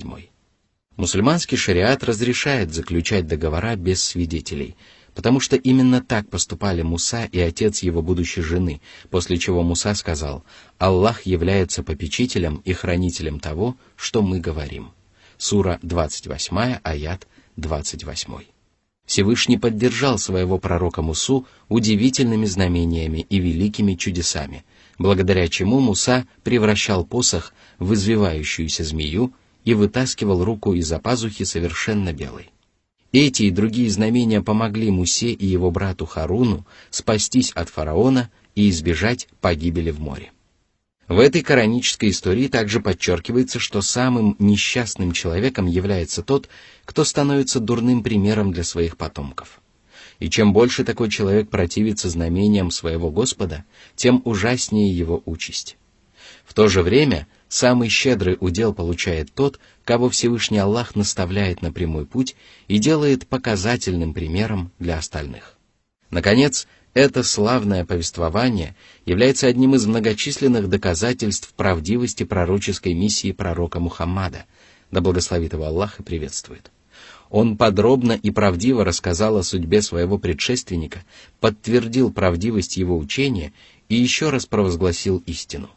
А ведь он не сопровождал пророка Мусу в его путешествиях и ни разу не был ни в одном из городов, о которых упоминалось в этой истории. Он не изучал жизнеописание великого пророка и не беседовал с иудейскими раввинами. Он узнал обо всем случившемся из послания милостивого и милосердного Аллаха, из откровения щедрого и великодушного Господа, который повелел ему увещевать невежественный народ, предавший забвению проповеди и посланников. Мир и благословение Аллаха пророку Мухаммаду. Достаточно прислушаться к его словам, чтобы убедиться в истинности его пророческой миссии. Достаточно задуматься над его повелениями и запретами, чтобы понять, что они были ниспосланы Всевышним Господом. О правдивости его слов свидетельствовали его предшественники и продолжает свидетельствовать шариат, ниспосланный ему Господом миров. Об этом также свидетельствует его превосходный нрав, который бывает присущ только избранным рабам Аллаха, и великая победа, дарованная его религией и его последователям. Принесенная им религия облетела весь свет, а его последователи покорили многие страны и народы. Они завоевывали земли мечами и копьями, а человеческие сердца — знаниями и верой. Сколько неверующих народов и враждебных правителей пытались сообща покончить с исламом. Они замышляли козни для того, чтобы погасить свет истинной религии и стереть ее с лица земли, и всякий раз она ослепляла противников своим светом и одерживала вверх. Борьба с неверием придавала мусульманам силы и делала их доводы еще более убедительными. Не было такой эпохи, чтобы мусульманская вера не являла человечеству новые знамения, которые становились назидательным уроком для божьих тварей, наставлением для обладающих знанием и светом для тех, кто способен размышлять. Хвала же за это надлежит одному Аллаху.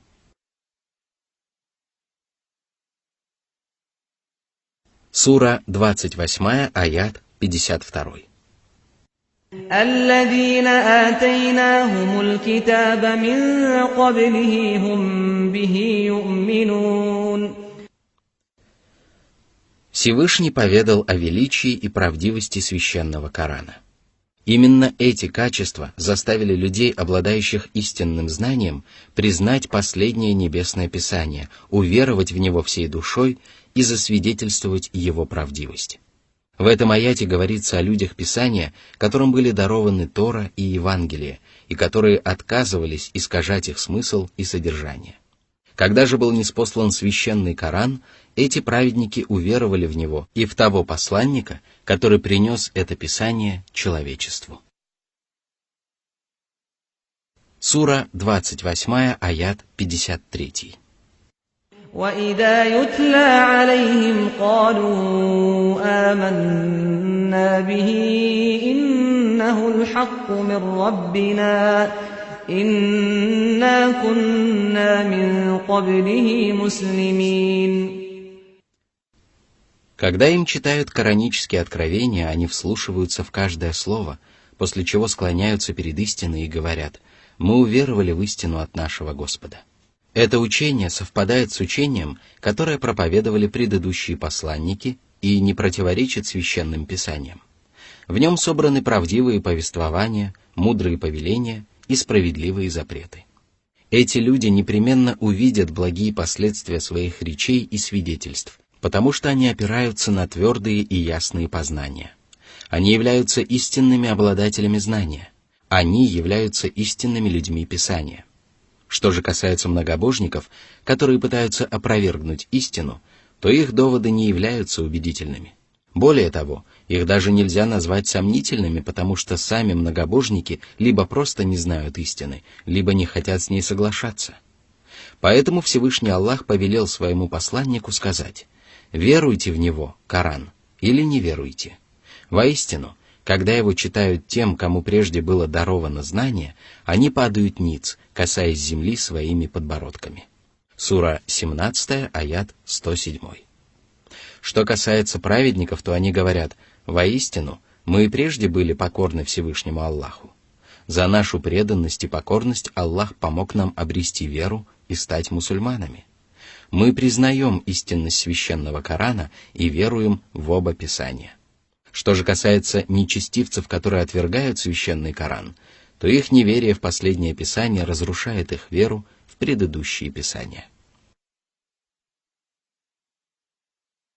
Сура 28, аят 54.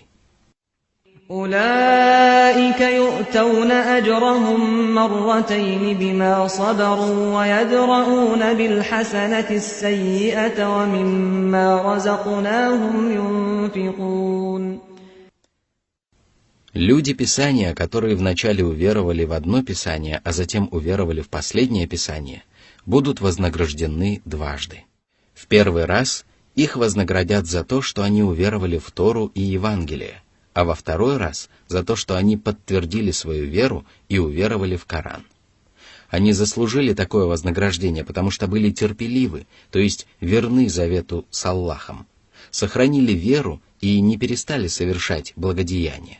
Они не впали в сомнение, не испугались потерять власть и не уступили своим низменным желаниям. Они обладают множеством прекрасных качеств, которыми они обязаны истинной вере. Они отвращают зло добром, потому что добродетель по отношению к Божьим тварям стала их неотъемлемым качеством. И даже если кто-нибудь обижает их словом или делом, они отвечают ему достойными словами и прекрасными деяниями. А поступают они таким образом, потому что твердо знают о превосходстве благородства и благонравия, которых удостаиваются только избранные. Сура 28, аят 55.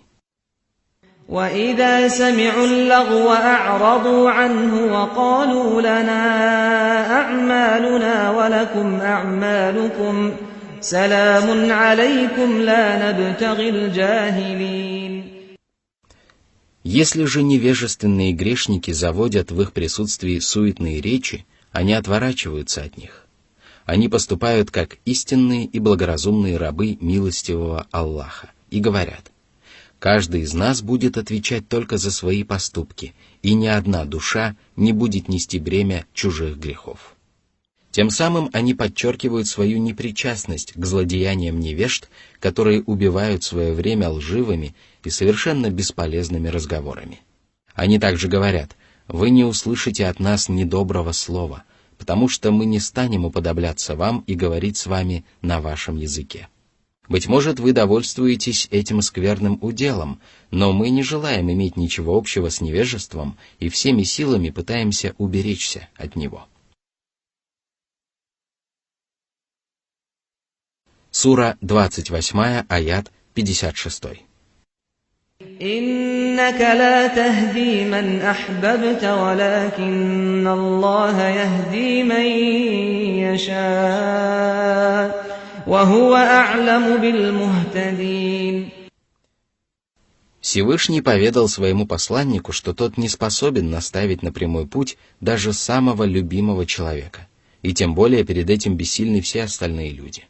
Ни одно творение не способно заставить человека уверовать, потому что это является прерогативой Всевышнего Аллаха.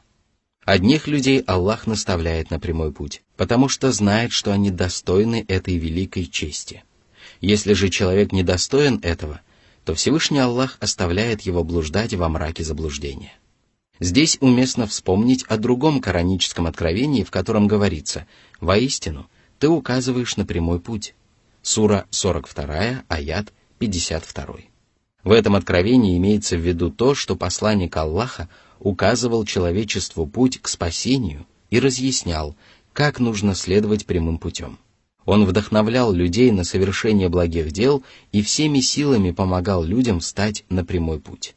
Однако он был бессилен вселить в их сердца веру и превратить их в мусульман. Если бы он был способен на такое, то в первую очередь вселил бы веру в душу своего родного дяди Абу Талиба, который сделал ему много хорошего и оказывал ему всестороннюю поддержку. Посланник Аллаха непрестанно призывал его обратиться в ислам, и его искренние наставления были намного дороже того доброго отношения, которое Абу Талиб проявлял по отношению к своему племяннику.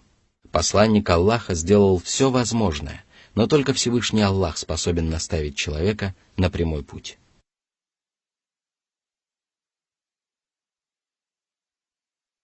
Сура 28, аят 57. وقالوا إن نتبع الهدى معك نتخطف من أرضنا أولم نمكن لهم حرما آمنا يجبى إليه ثمرات كل شيء رزقا من لدنا ولكن أكثرهم لا يعلمون. Всевышний поведал о том, что курейшитские многобожники, которые были жителями Мекки, сказали пророку Мухаммаду, да благословит его Аллах и приветствует: «Если мы вместе с тобой примем ислам, то нас изгонят из нашей земли. Арабы убьют нас или захватят в плен, и мы лишимся жизни и богатства. Они враждебно настроены к тебе и не хотят принимать твоего учения, и если мы встанем на твою сторону, то нам придется враждовать со всем миром, на что у нас не хватит сил». Эти речи свидетельствуют о том, что мекканские многобожники думали о Всевышнем Аллахе недостойным образом. Они считали, что Господь не станет поддерживать свою религию и прославлять свое слово, а позволит неверующим одержать верх над приверженцами истинной веры и подвергнуть их мучительному наказанию. Они считали, что ложь непременно одержит верх над истиной. Тогда Всевышний Аллах напомнил мекканцам о том, что по его милости они получили превосходство над остальными людьми и стали обитателями священной земли. Они распоряжаются на священной земле и пользуются ее благами, тогда как остальные арабы стремятся попасть туда, чтобы совершить паломничество. Их город почитают соседи и отдаленные племена. Никто не причиняет им беспокойства, и никто не умаляет их достоинств.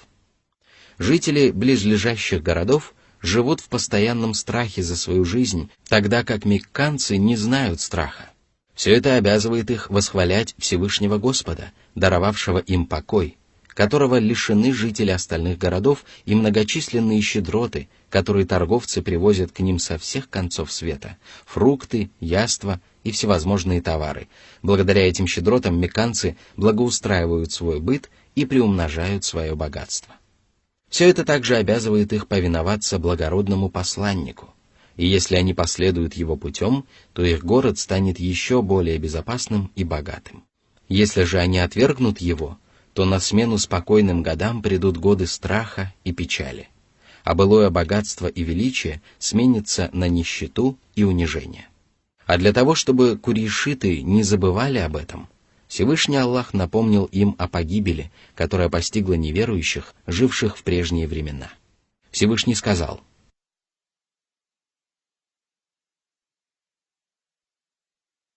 Сура 28, аят 58. وَكَمْ أَهْلَكْنَا مِنْ قَرْيَةٍ بَطِرَتْ مَعِيشَتَهَا فَتِلْكَ مَسَاكِنُهُمْ لَمْ تُسْكَنْ مِنْ بَعْدِهِمْ إِلَّا قَلِيلًا وَكُنَّا نَحْنُ الْوَارِثِينَ. Они гордились своими успехами и обожествляли собственное богатство, которое мешало им уверовать в Божьих посланников. И тогда Всевышний Аллах погубил этих гордецов. Он лишил их дарованных им прежде благ и подверг их лютому наказанию. Эти народы были искоренены и удостоены непрекращающегося наказания. Их жилища опустели, а богатство вернулось к Аллаху. Он одаряет людей земными благами, но очень скоро эти блага возвращаются к Нему. И также скоро Он вернет к себе самих людей, дабы каждый из них получил воздаяние за совершенные им деяния. По своей мудрости и милости Всевышний Аллах не подвергает неверующие народы наказанию до тех пор, пока Божьи посланники не откроют им глаза на порочность неверия. Именно поэтому далее Всевышний Аллах сказал: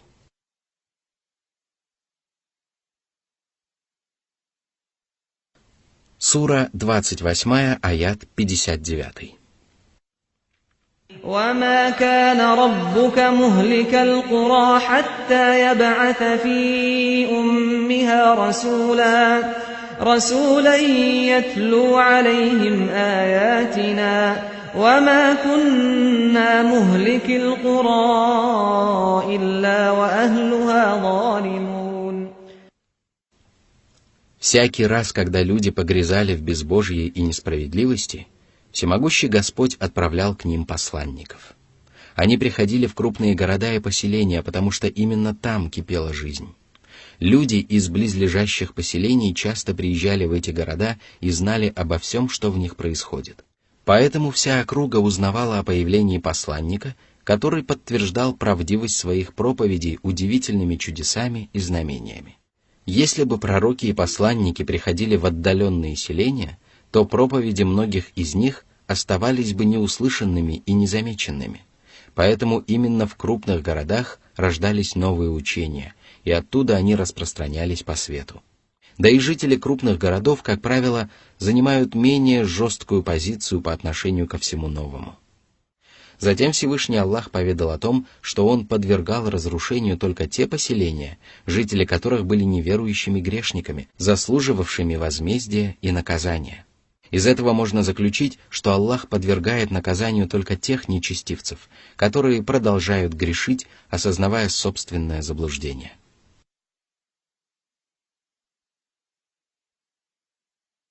Сура 28, аят 60. وَمَا أُوتِيتُم مِّن شَيْءٍ فَمَتَاعُ الْحَيَاةِ الدُّنْيَا وَزِينَتُهَا وَمَا عِندَ اللَّهِ خَيْرٌ وَأَبْقَىٰ أَفَلَا تَعْقِلُونَ.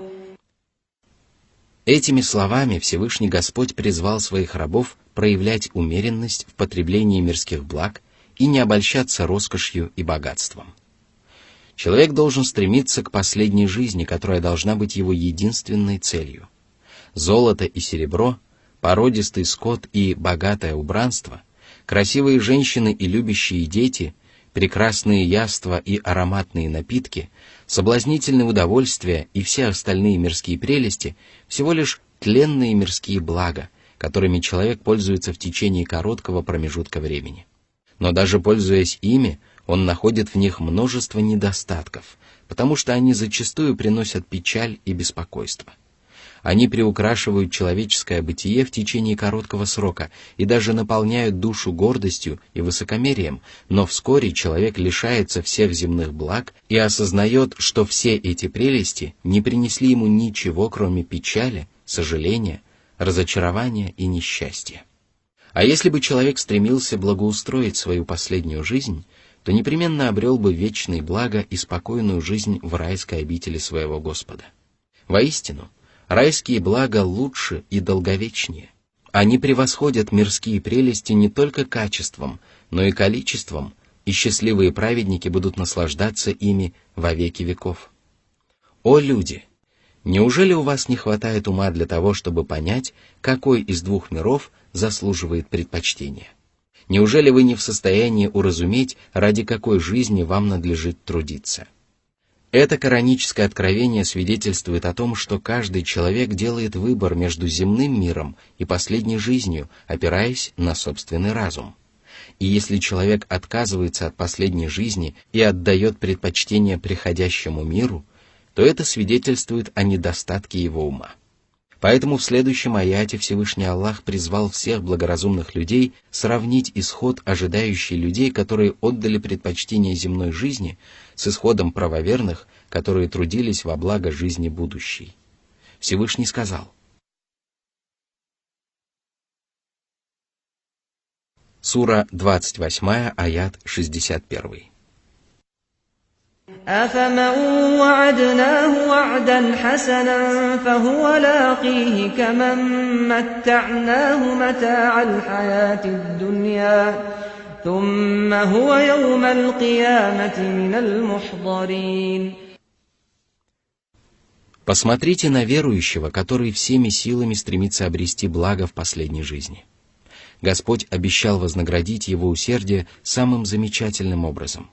Он получит удивительное райское вознаграждение и будет удостоен величайших щедрот и милостей.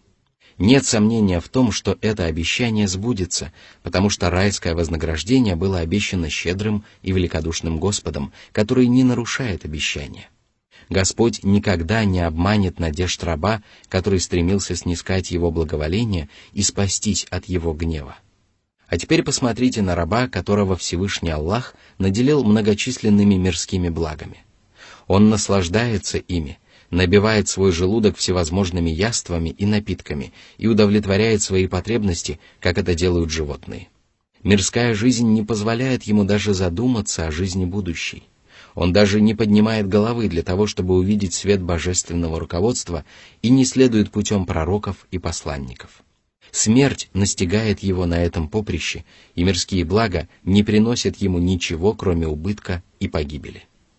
Когда же наступит день воскресения, этот грешник предстанет перед Всевышним Аллахом. Вот тогда он поймет, что не запасся добрыми деяниями, а лишь обрек себя на вечные мучения. Он окажется в мире, где человеку придется отвечать за совершенные им деяния. Какая судьба уготована этому грешнику? Что ожидает его впереди? Пусть же благоразумный человек сам сделает свой выбор и решит, ради какой жизни стоит трудиться на земле.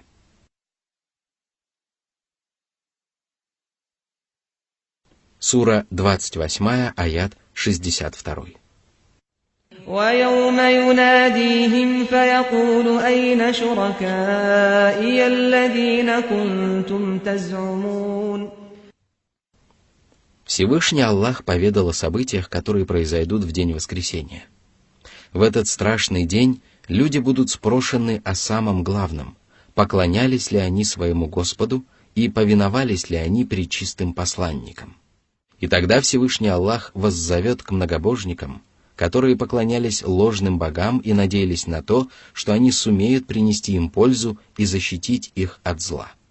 Господь воззовет к ним для того, чтобы изобличить беспомощность ложных божеств и заблуждение многобожников. «Где ваши боги, которым вы поклонялись наряду со мной? Отныне вы убедились в том, что у меня нет сотоварищей, а ваше многобожие было всего лишь следствием ваших ошибочных предположений и измышлений. Вы мнили их богами, но где же они теперь? Почему они не помогают вам? Почему они не избавляют вас от страданий?» Вне всякого сомнения, в тот момент многобожникам станет ясно, что они поклонялись и взывали к ложным богам. Эти выдуманные божества исчезнут и унесут с собой их просьбы и молитвы, и многобожники начнут признаваться в заблуждении и обольщении.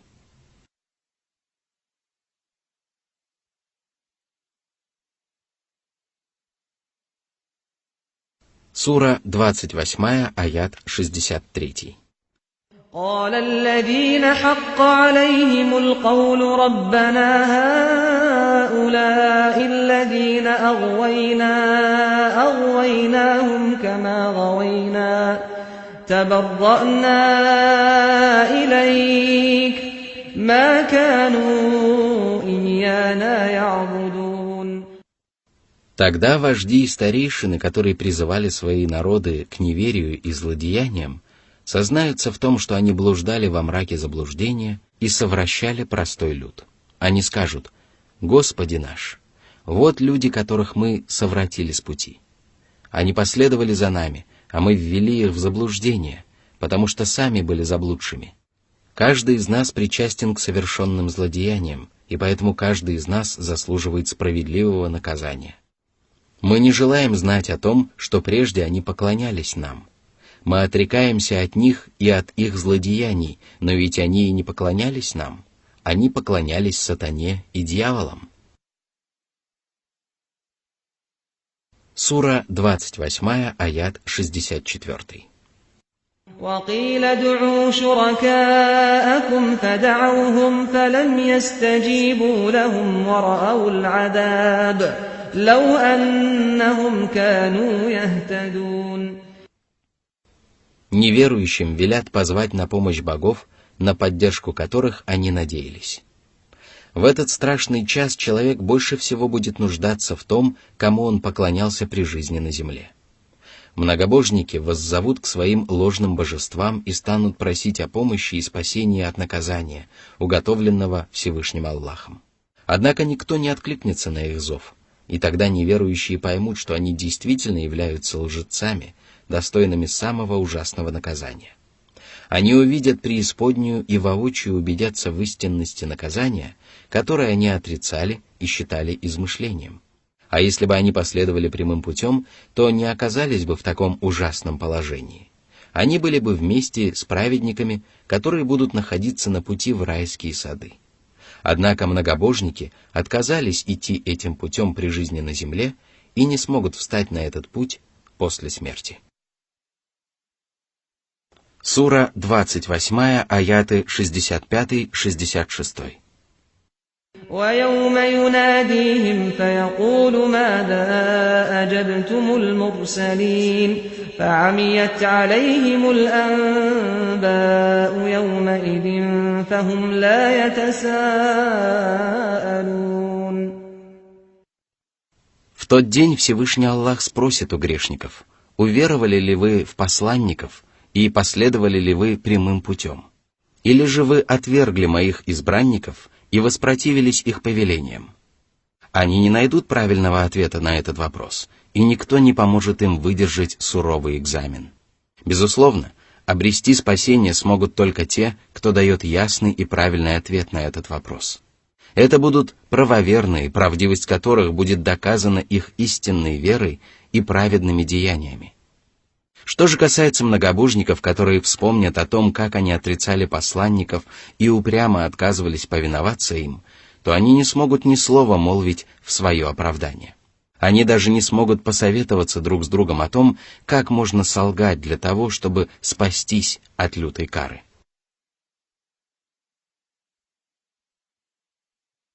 Сура 28, аят 67.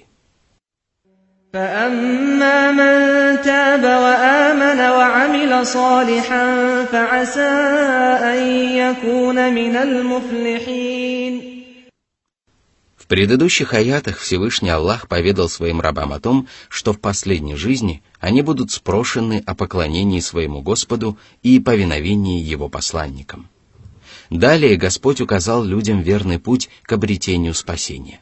Для того, чтобы встать на этот путь, человек должен покаяться во многобожии и ослушании, уверовать в Аллаха и поклоняться Ему, уверовать в посланников и совершать благие дела, руководствуясь их прекрасным примером. Только тот, кто сумеет украсить свою душу этими замечательными качествами, будет в числе спасшихся. Только так можно добиться желанной цели и спастись от страшного исхода. Иного пути к успеху нет. Сура 28, аят 68. وربك يخلق ما يشاء ويختار ما كان لهم الخيرة سبحان الله وتعالى عما يشركون. Всевышний поведал о том, что только Он один является Творцом всего сущего. Его воля непременно исполняется, и только Он принимает решения. Люди, законы, эпохи, страны – все подчинено Его божественной воле. Ни одна душа не распоряжается происходящими во Вселенной явлениями, и ни одна душа не может сделать выбор вопреки выбору своего Господа. Свят и безупречен Господь. Он не нуждается в сотоварищах, помощниках, заместителях, детях или супругах.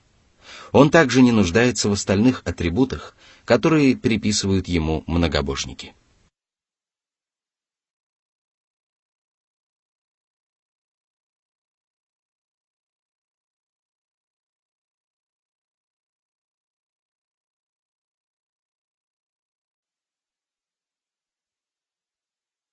Сура 28, аят 69. وربك يعلم ما تكن صدورهم وما يعلنون. Ему ведомо все, что скрывают или обнародуют люди и остальные творения. Он один достоин поклонения и восхваления как в земном мире, так и в мире ином. Все творения обязаны помнить об этом, потому что только Всевышний Господь обладает прекрасными и величественными качествами, только Он одаряет своих рабов многочисленными щедротами, и только Он превозносит одних из них над другими. Сура 28, аят 70.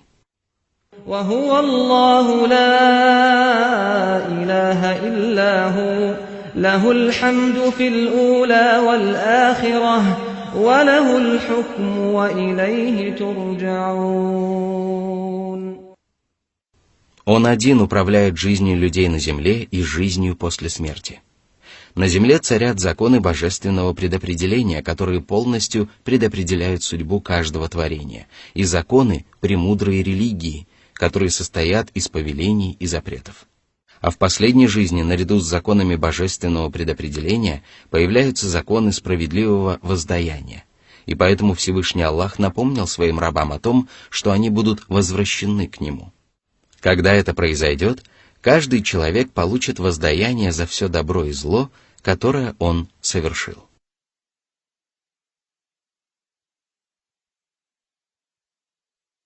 Сура 28, аят 71. قل أرأيتم إن جعل الله عليكم الليل سرمدا إلى يوم القيامة من إله غير الله يأتيكم بضياء أفلا تسمعون. Аллах напомнил людям о своей милости и призвал их быть благодарными, поклоняться своему Господу и исправно выполнять свои обязанности. По своей милости всемогущий Господь сотворил день и ночь. Днем люди могут трудиться и зарабатывать себе на жизнь, а ночью они успокаиваются и отдыхают от дневных забот. Воистину, это является милостью Господа по отношению к Его рабам. Разве кто-либо иной способен сотворить нечто подобное? Разве кто-нибудь сможет одарить людей светом, если всемогущий Аллах пожелает, чтобы во всем мире воцарилась ночь, которой суждено будет продлиться вплоть до наступления судного дня? Нет, никто не сможет воспротивиться Господу. Почему же тогда люди не прислушиваются к проповедям и увещеваниям? Почему они не хотят внять этим проповедям и повиноваться своему Господу?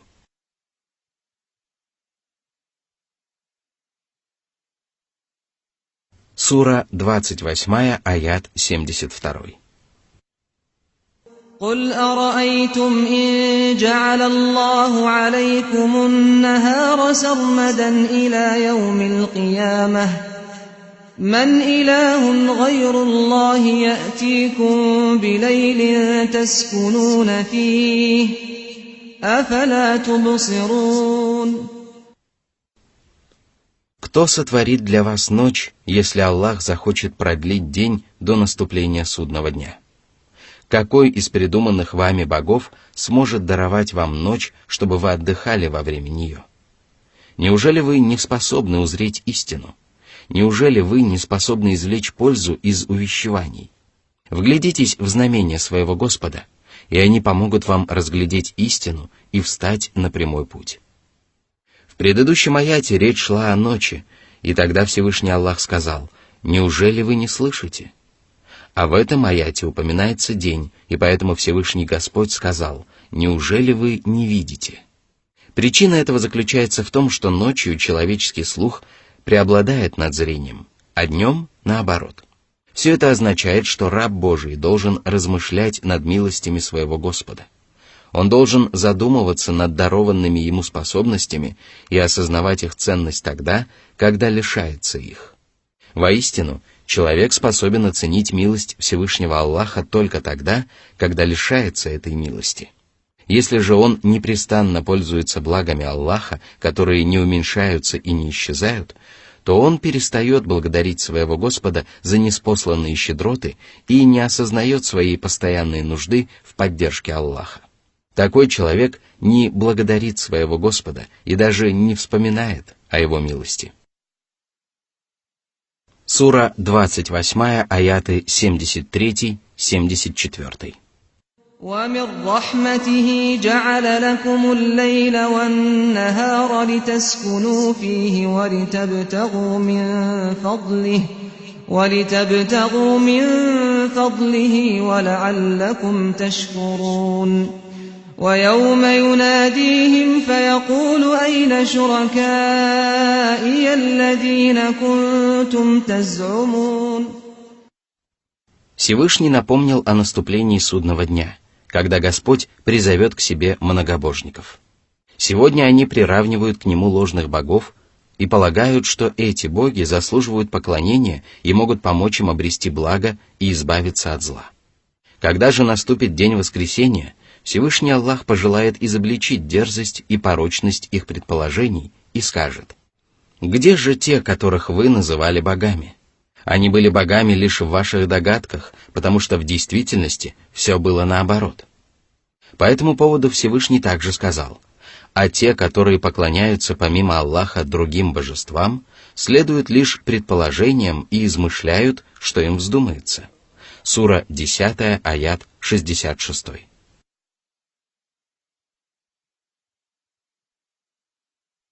Сура 28, аят 75. وَنَزَعْنَا مِنْ كُلِّ أُمَّةٍ شَهِيدًا فَقُلْنَا هَاتُوا بُرْهَانَكُمْ فَعَلِمُوا أَنَّ الْحَقَّ لِلَّهِ وَضَلَّ عَنْهُمْ مَا كَانُوا يَفْتَرُونَ. Когда же все народы соберутся на ристалище, Всевышний Аллах выберет по одному свидетелю из каждой неверующей общины, и они поведают Аллаху о многобожии и порочных воззрениях, которые исповедовали их собратья. Эти свидетели будут выбраны из числа вождей и старейшин, которые правили неверующими народами. Именно им будет предоставлена возможность отстоять интересы своих собратьев, которые последовали их путем. Но как только они начнут оправдываться, Всевышний Аллах скажет: «Чем вы можете обосновать свое многобожие? Разве мы велели вам поступать таким образом? Разве к этому призывали вас наши посланники? Разве это было записано в священных писаниях? Разве придуманные вами боги заслуживали поклонения? Разве могут они принести вам пользу и уберечь вас от наказания Всевышнего Аллаха? Если они способны на это, то пусть помогут вам и докажут, что они действительно способны на многое». Вот тогда многобожники уразумеют, что истина на стороне Аллаха и что они исповедовали явную ложь. Препирательство не принесет им пользы, ибо их доводы будут неубедительными и будут сокрушены доводами Всевышнего Аллаха. Ложь и измышления будут повергнуты и исчезнут, и многобожники осознают, что всемогущий Господь вынес им справедливый приговор и заслуженно приговорил их к адскому наказанию.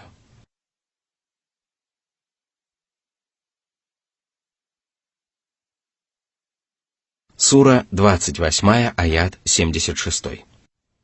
إن قارون كان من قوم موسى فبغى عليهم وآتيناه من الكنوز ما إن مفاتحه لتنوء بالعصبة أولي القوة إذ قال له قومه لا تفرح إن الله لا يحب الفرحين. Всевышний поведал о злодеяниях и злополучной судьбе Каруна, который был соплеменником святого пророка Мусы. Он был одним из сынов Исраила, которых всемогущий Господь превознес над остальными творениями в те далекие времена. Израильтяне пользовались многочисленными щедротами Аллаха и совершали праведные дела, однако Карун был не похож на своих соплеменников. Он был несправедлив к людям и поступал таким образом, потому что ему было даровано великое богатство, которое зачастую вводит людей в заблуждение. Всевышний сказал, что даровал ему так много сокровищ, что под ключами от них изнывало несколько силачей. Опираясь на лексическое значение арабского слова «узба», буквально «группа», в данном случае «несколько», можно предположить, что их было около 10 человек. Если ключи от сокровищниц Каруна обременяли стольких сильных людей, то что можно подумать о самих сокровищницах? Израильтяне искренне желали добра своему соплеменнику и часто предостерегали его от высокомерия и заблуждения. Они говорили: «Не радуйся своему несметному богатству и не гордись нажитым добром, дабы мирская жизнь не отвлекала тебя от жизни будущей». Воистину, Всевышний Аллах не любит тех, кто безгранично радуется своему благосостоянию.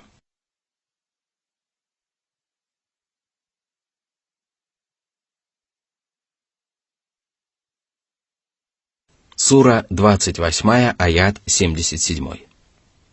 وابتغ فيما آتاك الله الدار الآخرة ولا تنس نصيبك من الدنيا وأحسن كما أحسن الله إليك ولا تبغ الفساد في الأرض إن الله لا يحب المفسدين. Тебе дарована прекрасная возможность заработать вечную райскую обитель, потому что ты обладаешь богатством, которого лишены многие другие. Раздавай милостыню, стремись снискать благоволение своего Господа и не ограничивайся получением удовольствия от жизни и удовлетворением своих низменных желаний. Не пренебрегай своей долей в этом мире, то есть мы не требуем, чтобы ты пожертвовал всем своим богатством и остался нищим, но мы призываем тебя раздавать часть имущества, чтобы ты мог обрести счастье в последней жизни и расходовать другую часть его на себя в этом мире. Так ты позаботишься о своей вере и о последней жизни. Будь великодушен по отношению к творениям и помни о том, как Всевышний Аллах одарил тебя великими щедротами. Не стремись к бесчинству на земле, то есть не проявляй высокомерия, не совершай злодеяний и не забывай о Всевышнем Аллахе, который наделил тебя несметным богатством. Воистину, Аллах не любит бесчинствующих. Напротив, Аллах подвергает таких людей самому ужасному наказанию.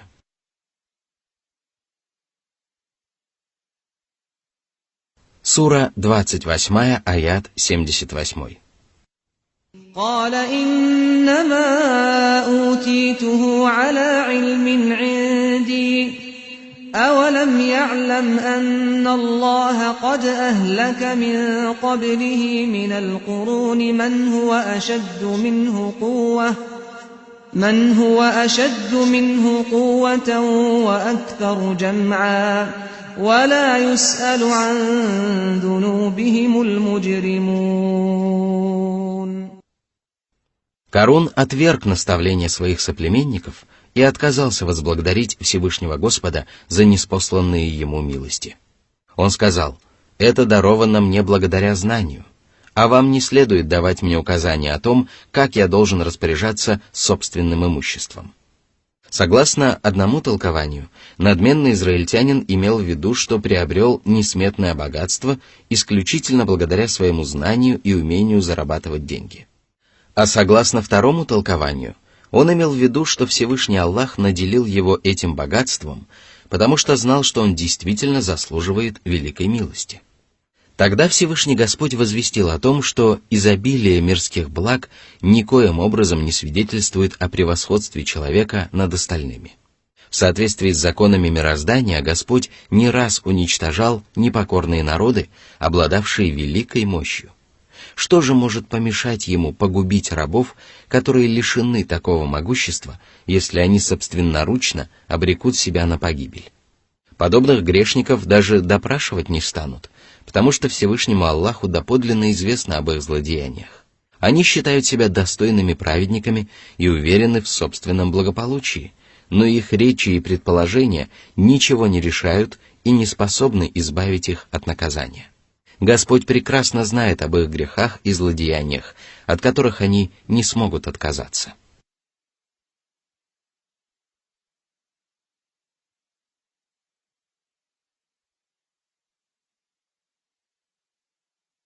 Сура 28, аят 79.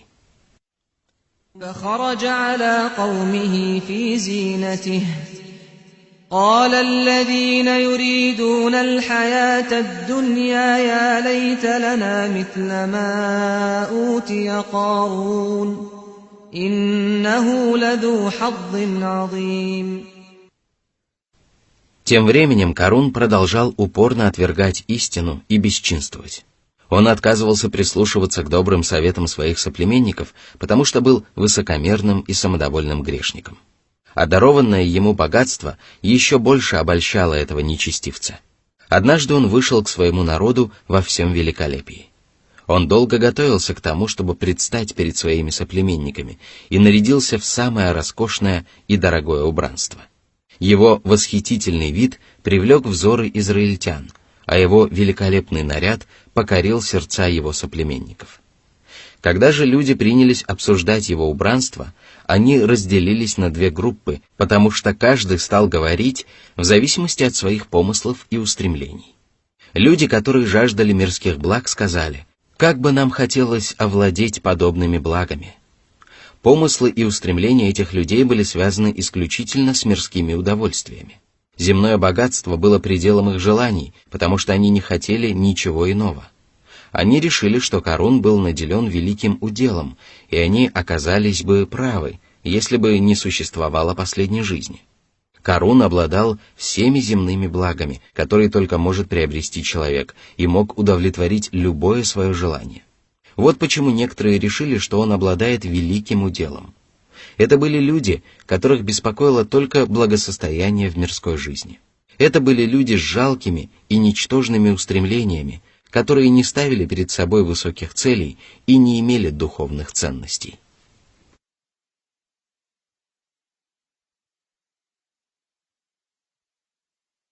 Сура 28, аят 80.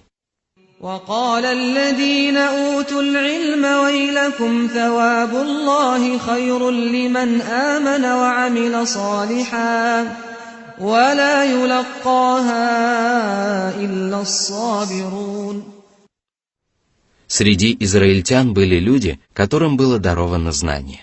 Они знали истинную ценность вещей и задумывались над природой мирских услад. Это коренным образом отличало их от невежд, которые судили о происходящем по первому впечатлению. Им было больно слышать, как некоторые из их соплеменников довольствовались приходящими земными благами. Они были опечалены их выбором и не могли согласиться с их словами. Вот почему они сказали: «Если человек уверовал и совершает благие деяния, то он получает вознаграждение как при жизни на земле, так и после смерти. Поклонение, искреннее раскаяние и стремление снискать благоволение Господа доставляет ему великое удовольствие. А когда он окажется в последней жизни, то войдет в райские сады и будет упиваться райскими прелестями. Воистину, это вознаграждение лучше того, что вы пожелали для себя». Такова истинная сущность вещей. Однако далеко не каждый, кто знает эту истину, может встать на прямой путь и удержаться на нем. Это удается только терпеливым праведникам, которые исправно поклоняются Всевышнему Аллаху, сторонятся грехов, стойко переносят тяготы судьбы и не поддаются мирским искушениям. Они не позволяют страстям и низменным порывам отвлечь их от поклонения Господу и помешать им выполнить ту миссию, ради которой они появились на свет. Они предпочитают получить вознаграждение Аллаха, нежели наслаждаться этим тленным миром.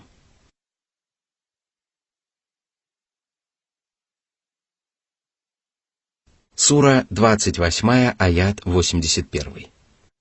فخسفنا به وبداره الأرض فما كان له من فئة ينصرونه من دون الله وما كان من المنتصرين. Когда нечестие, высокомерие и самообольщение Каруна достигли предела, всемогущий Аллах подверг его мучительному наказанию. Земля разверзлась у него под ногами и проглотила его вместе с особняком. Воистину, справедливое возмездие соответствовало злодеяниям этого нечестивца. Господь низвергг грешника, который превозносился над остальными творениями вместе с его жилищем и пожитками. Он оказался бессилен перед постигшей его лютой карой, и не оказалось у него помощников и защитников.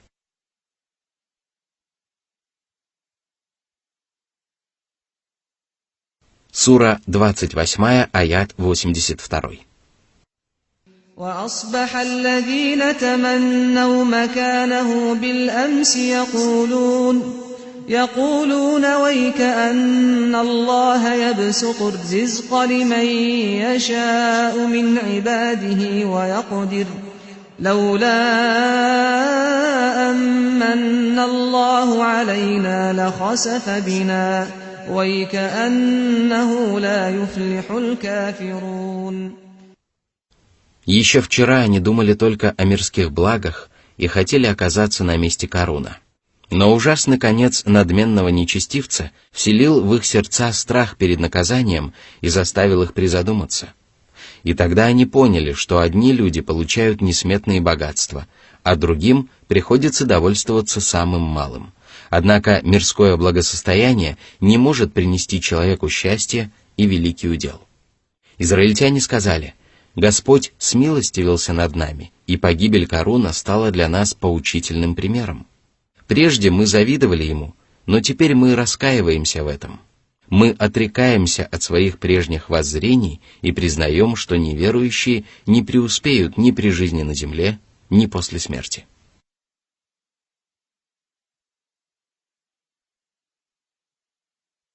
Сура 28, аят 83. تلك الدار الآخرة نجعلها للذين لا يريدون علوا في الأرض ولا فسادا تلك الدار الآخرة نجعلها للذين لا يريدون علوا في الأرض ولا فسادا والعاقبة للمتقين. После повествования о судьбе Каруна и его ужасной гибели, Всевышний Аллах подтвердил правдивость слов тех, кому было даровано знание. Они сказали, что прекрасное вознаграждение достается только тем, кто уверовал и вершил добрые дела, и они были правы. Вот почему далее Всевышний Аллах призвал своих рабов трудиться ради славного вознаграждения в последней жизни. Об этой жизни сообщали священные писания и предупреждали пречистые посланники. В ней праведники будут удостоены всевозможных благ и избавлены от любых неприятностей. Но войдут в обитель вечного преуспеяния только те, кто не стремится к высокому положению на земле, а также к нечестию. Это правоверные, которые не ищут славы, не проявляют высокомерия перед окружающими, не отрицают истину и не стремятся к нечестию, то есть избегают больших и малых грехов. А это значит, что их устремления связаны только со Всевышним Аллахом и последней жизнью. Они не превозносятся перед людьми, смиренно подчиняются истине и искренне совершают праведные поступки. Они — суть богобоязненные праведники, которым уготован благой конец, то есть вечный успех и спасение. Что же касается остальных людей, то иногда им удается достичь успеха и обрести покой, но это благоденствие скоротечно. Проходит совсем немного времени, и они лишаются всякого добра. В последней жизни они будут несчастны, потому что именно такой удел достанется всем, кто надменно отрицал истину и совершал грехи. В этом состоит суть этого прекрасного коранического откровения. Затем Всевышний Аллах поведал о своей безграничной щедрости и своем справедливом возмездии. Всевышний сказал. Сура 28, аят 84. من جاء بالحسنة فله خير منها ومن جاء بالسيئة فلا يجزى الذين عملوا السيئات إلا ما كانوا يعملون. Недостаточно просто совершить доброе дело. Его следует совершить так, чтобы оно было принято, а затем постараться не разрушить его своими грехами. Только в этом случае человек сможет предстать перед Аллахом с добром. Что же такое добро? Это понятие, которое охватывает все предписания Всевышнего Аллаха и его посланника, включая праведные убеждения, праведные речи и праведные деяния. Добро можно совершать, выполняя свои обязанности перед Всевышним Господом и перед Его творениями. И если человек сотворил добро и сумел сохранить его, то он непременно получит вознаграждение, которое будет намного превосходить заработанную им награду. Поэтому Всевышний Аллах сказал: «Кто явится с добрым деянием, тот получит 10-кратное воздаяние». Сура 6, аят 160. Вознаграждение за любое благодеяние, которое человек сохранит до судного дня, непременно будет приумножено в зависимости от личных качеств человека, его положения, совершенных им деяний и принесенной им пользы. Всевышний сказал: «Аллах увеличивает награду, кому пожелает. Аллах объемлющий, знающий». Сура 2, аят 261. Что же касается тех, кто предстанет перед Аллахом со злодеянием, то им воздадут в меру содеянного. Злодеяние — это все, что категорически запрещено Всевышним Аллахом и его посланником. Это кораническое откровение похоже на следующее высказывание Всевышнего Господа: «Кто явится с добрым деянием, тот получит 10-кратное воздаяние, а кто явится со злым деянием, тот получит только соответствующее воздаяние, и с ними не поступят несправедливо». Сура 6, аят 160. Сура 28, аят 85. إن الذي فرض عليك القرآن لرادك إلى معاد قل ربي أعلم من جاء بالهدى ومن هو في ضلال مبين. Всевышний поведал о том, что в священном Коране содержатся мудрые предписания с разъяснениями того, что дозволено, и того, что запрещено. Пророку Мухаммаду, да благословит его Аллах и приветствует, было вменено в обязанность донести это писание до обитателей земли и призвать людей и джиннов выполнять коранические предписания. И если премудрый Создатель обременил своих рабов обязанностями, то это значит, что он никогда не оставит их без вознаграждения и наказания. В мирской жизни воздаяние не может быть справедливым, и поэтому Всевышний Аллах непременно вернет людей туда, откуда они пришли, дабы праведники получили вознаграждение, а грешники вкусили наказание. О Мухаммад! Отныне людям известен прямой путь, и если они последуют за тобой, то непременно обретут великий удел и вечное преуспеяние. Если же они ослушаются тебя, отвергнут божественное руководство и отдадут предпочтение заблуждению, то у них не останется ни единого шанса оправдаться перед всемогущим Господом. И тогда твой Господь подвергнет их лютой каре, потому что Он ведает обо всем сокровенном и очевидном. Он подтверждает правоту одних и изобличает во лжи других. Он лучше знает тех, кто ступил на прямой путь, и тех, кто находится в явном заблуждении. Одним из тех, кто ступил на прямой путь, был посланник Аллаха, да благословит его Аллах и приветствует, а его врагами и супостатами были и остаются нечестивцы, которые сами блуждают во мраке заблуждения и вводят в заблуждение других.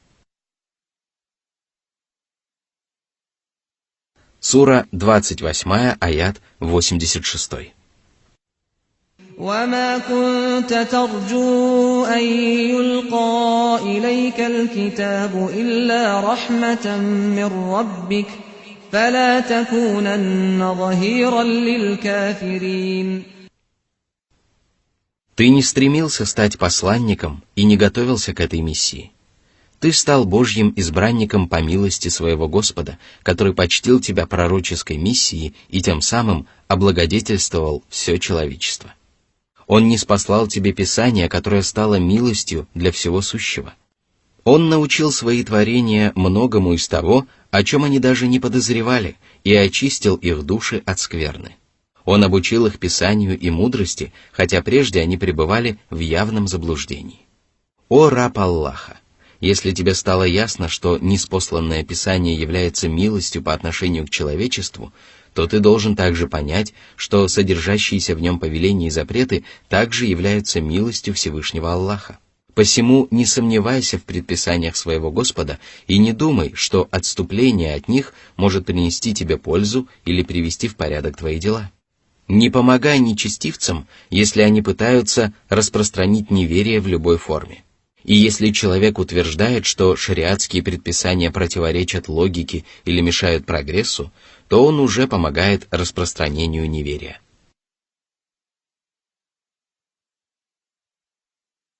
Сура 28, аят 87. ولا يصدنك عن آيات الله بعد إذ أنزلت إليك وادع إلى ربك ولا تكونن من المشركين. Не отворачивайся от предписаний Аллаха, а проповедуй их и выполняй их надлежащим образом.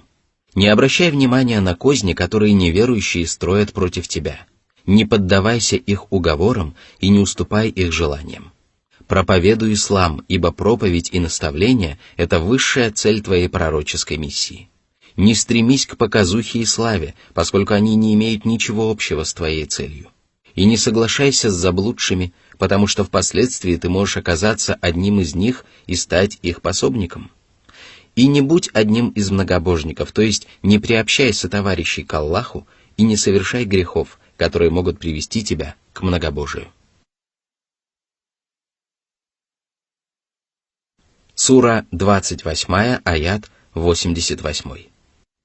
ولا تدع مع الله إلها آخر لا إله إلا هو كل شيء هالك إلا وجهه له الحكم وإليه ترجعون.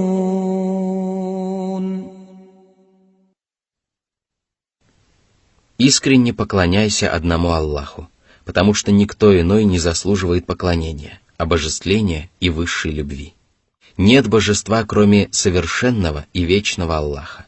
Все сущее тленно, кроме Его благородного лика, а это значит, что все, чему поклоняются многобожники, непременно исчезнет. Не принесут пользы божества, которым суждено исчезнуть, и не принесет пользы поклонение им. Воистину, порочны цели многобожников, и печален их исход. Только Всевышний Аллах управляет судьбами творений на земле и в последней жизни. Он достоин поклонения и обожествления. Он вечен и не умирает, а все живые твари умрут, а затем предстанут перед Ним для того, чтобы получить воздаяние за каждое совершенное деяние. Каждый благоразумный человек должен помнить об этом и поклоняться одному Аллаху, не признавая иных богов.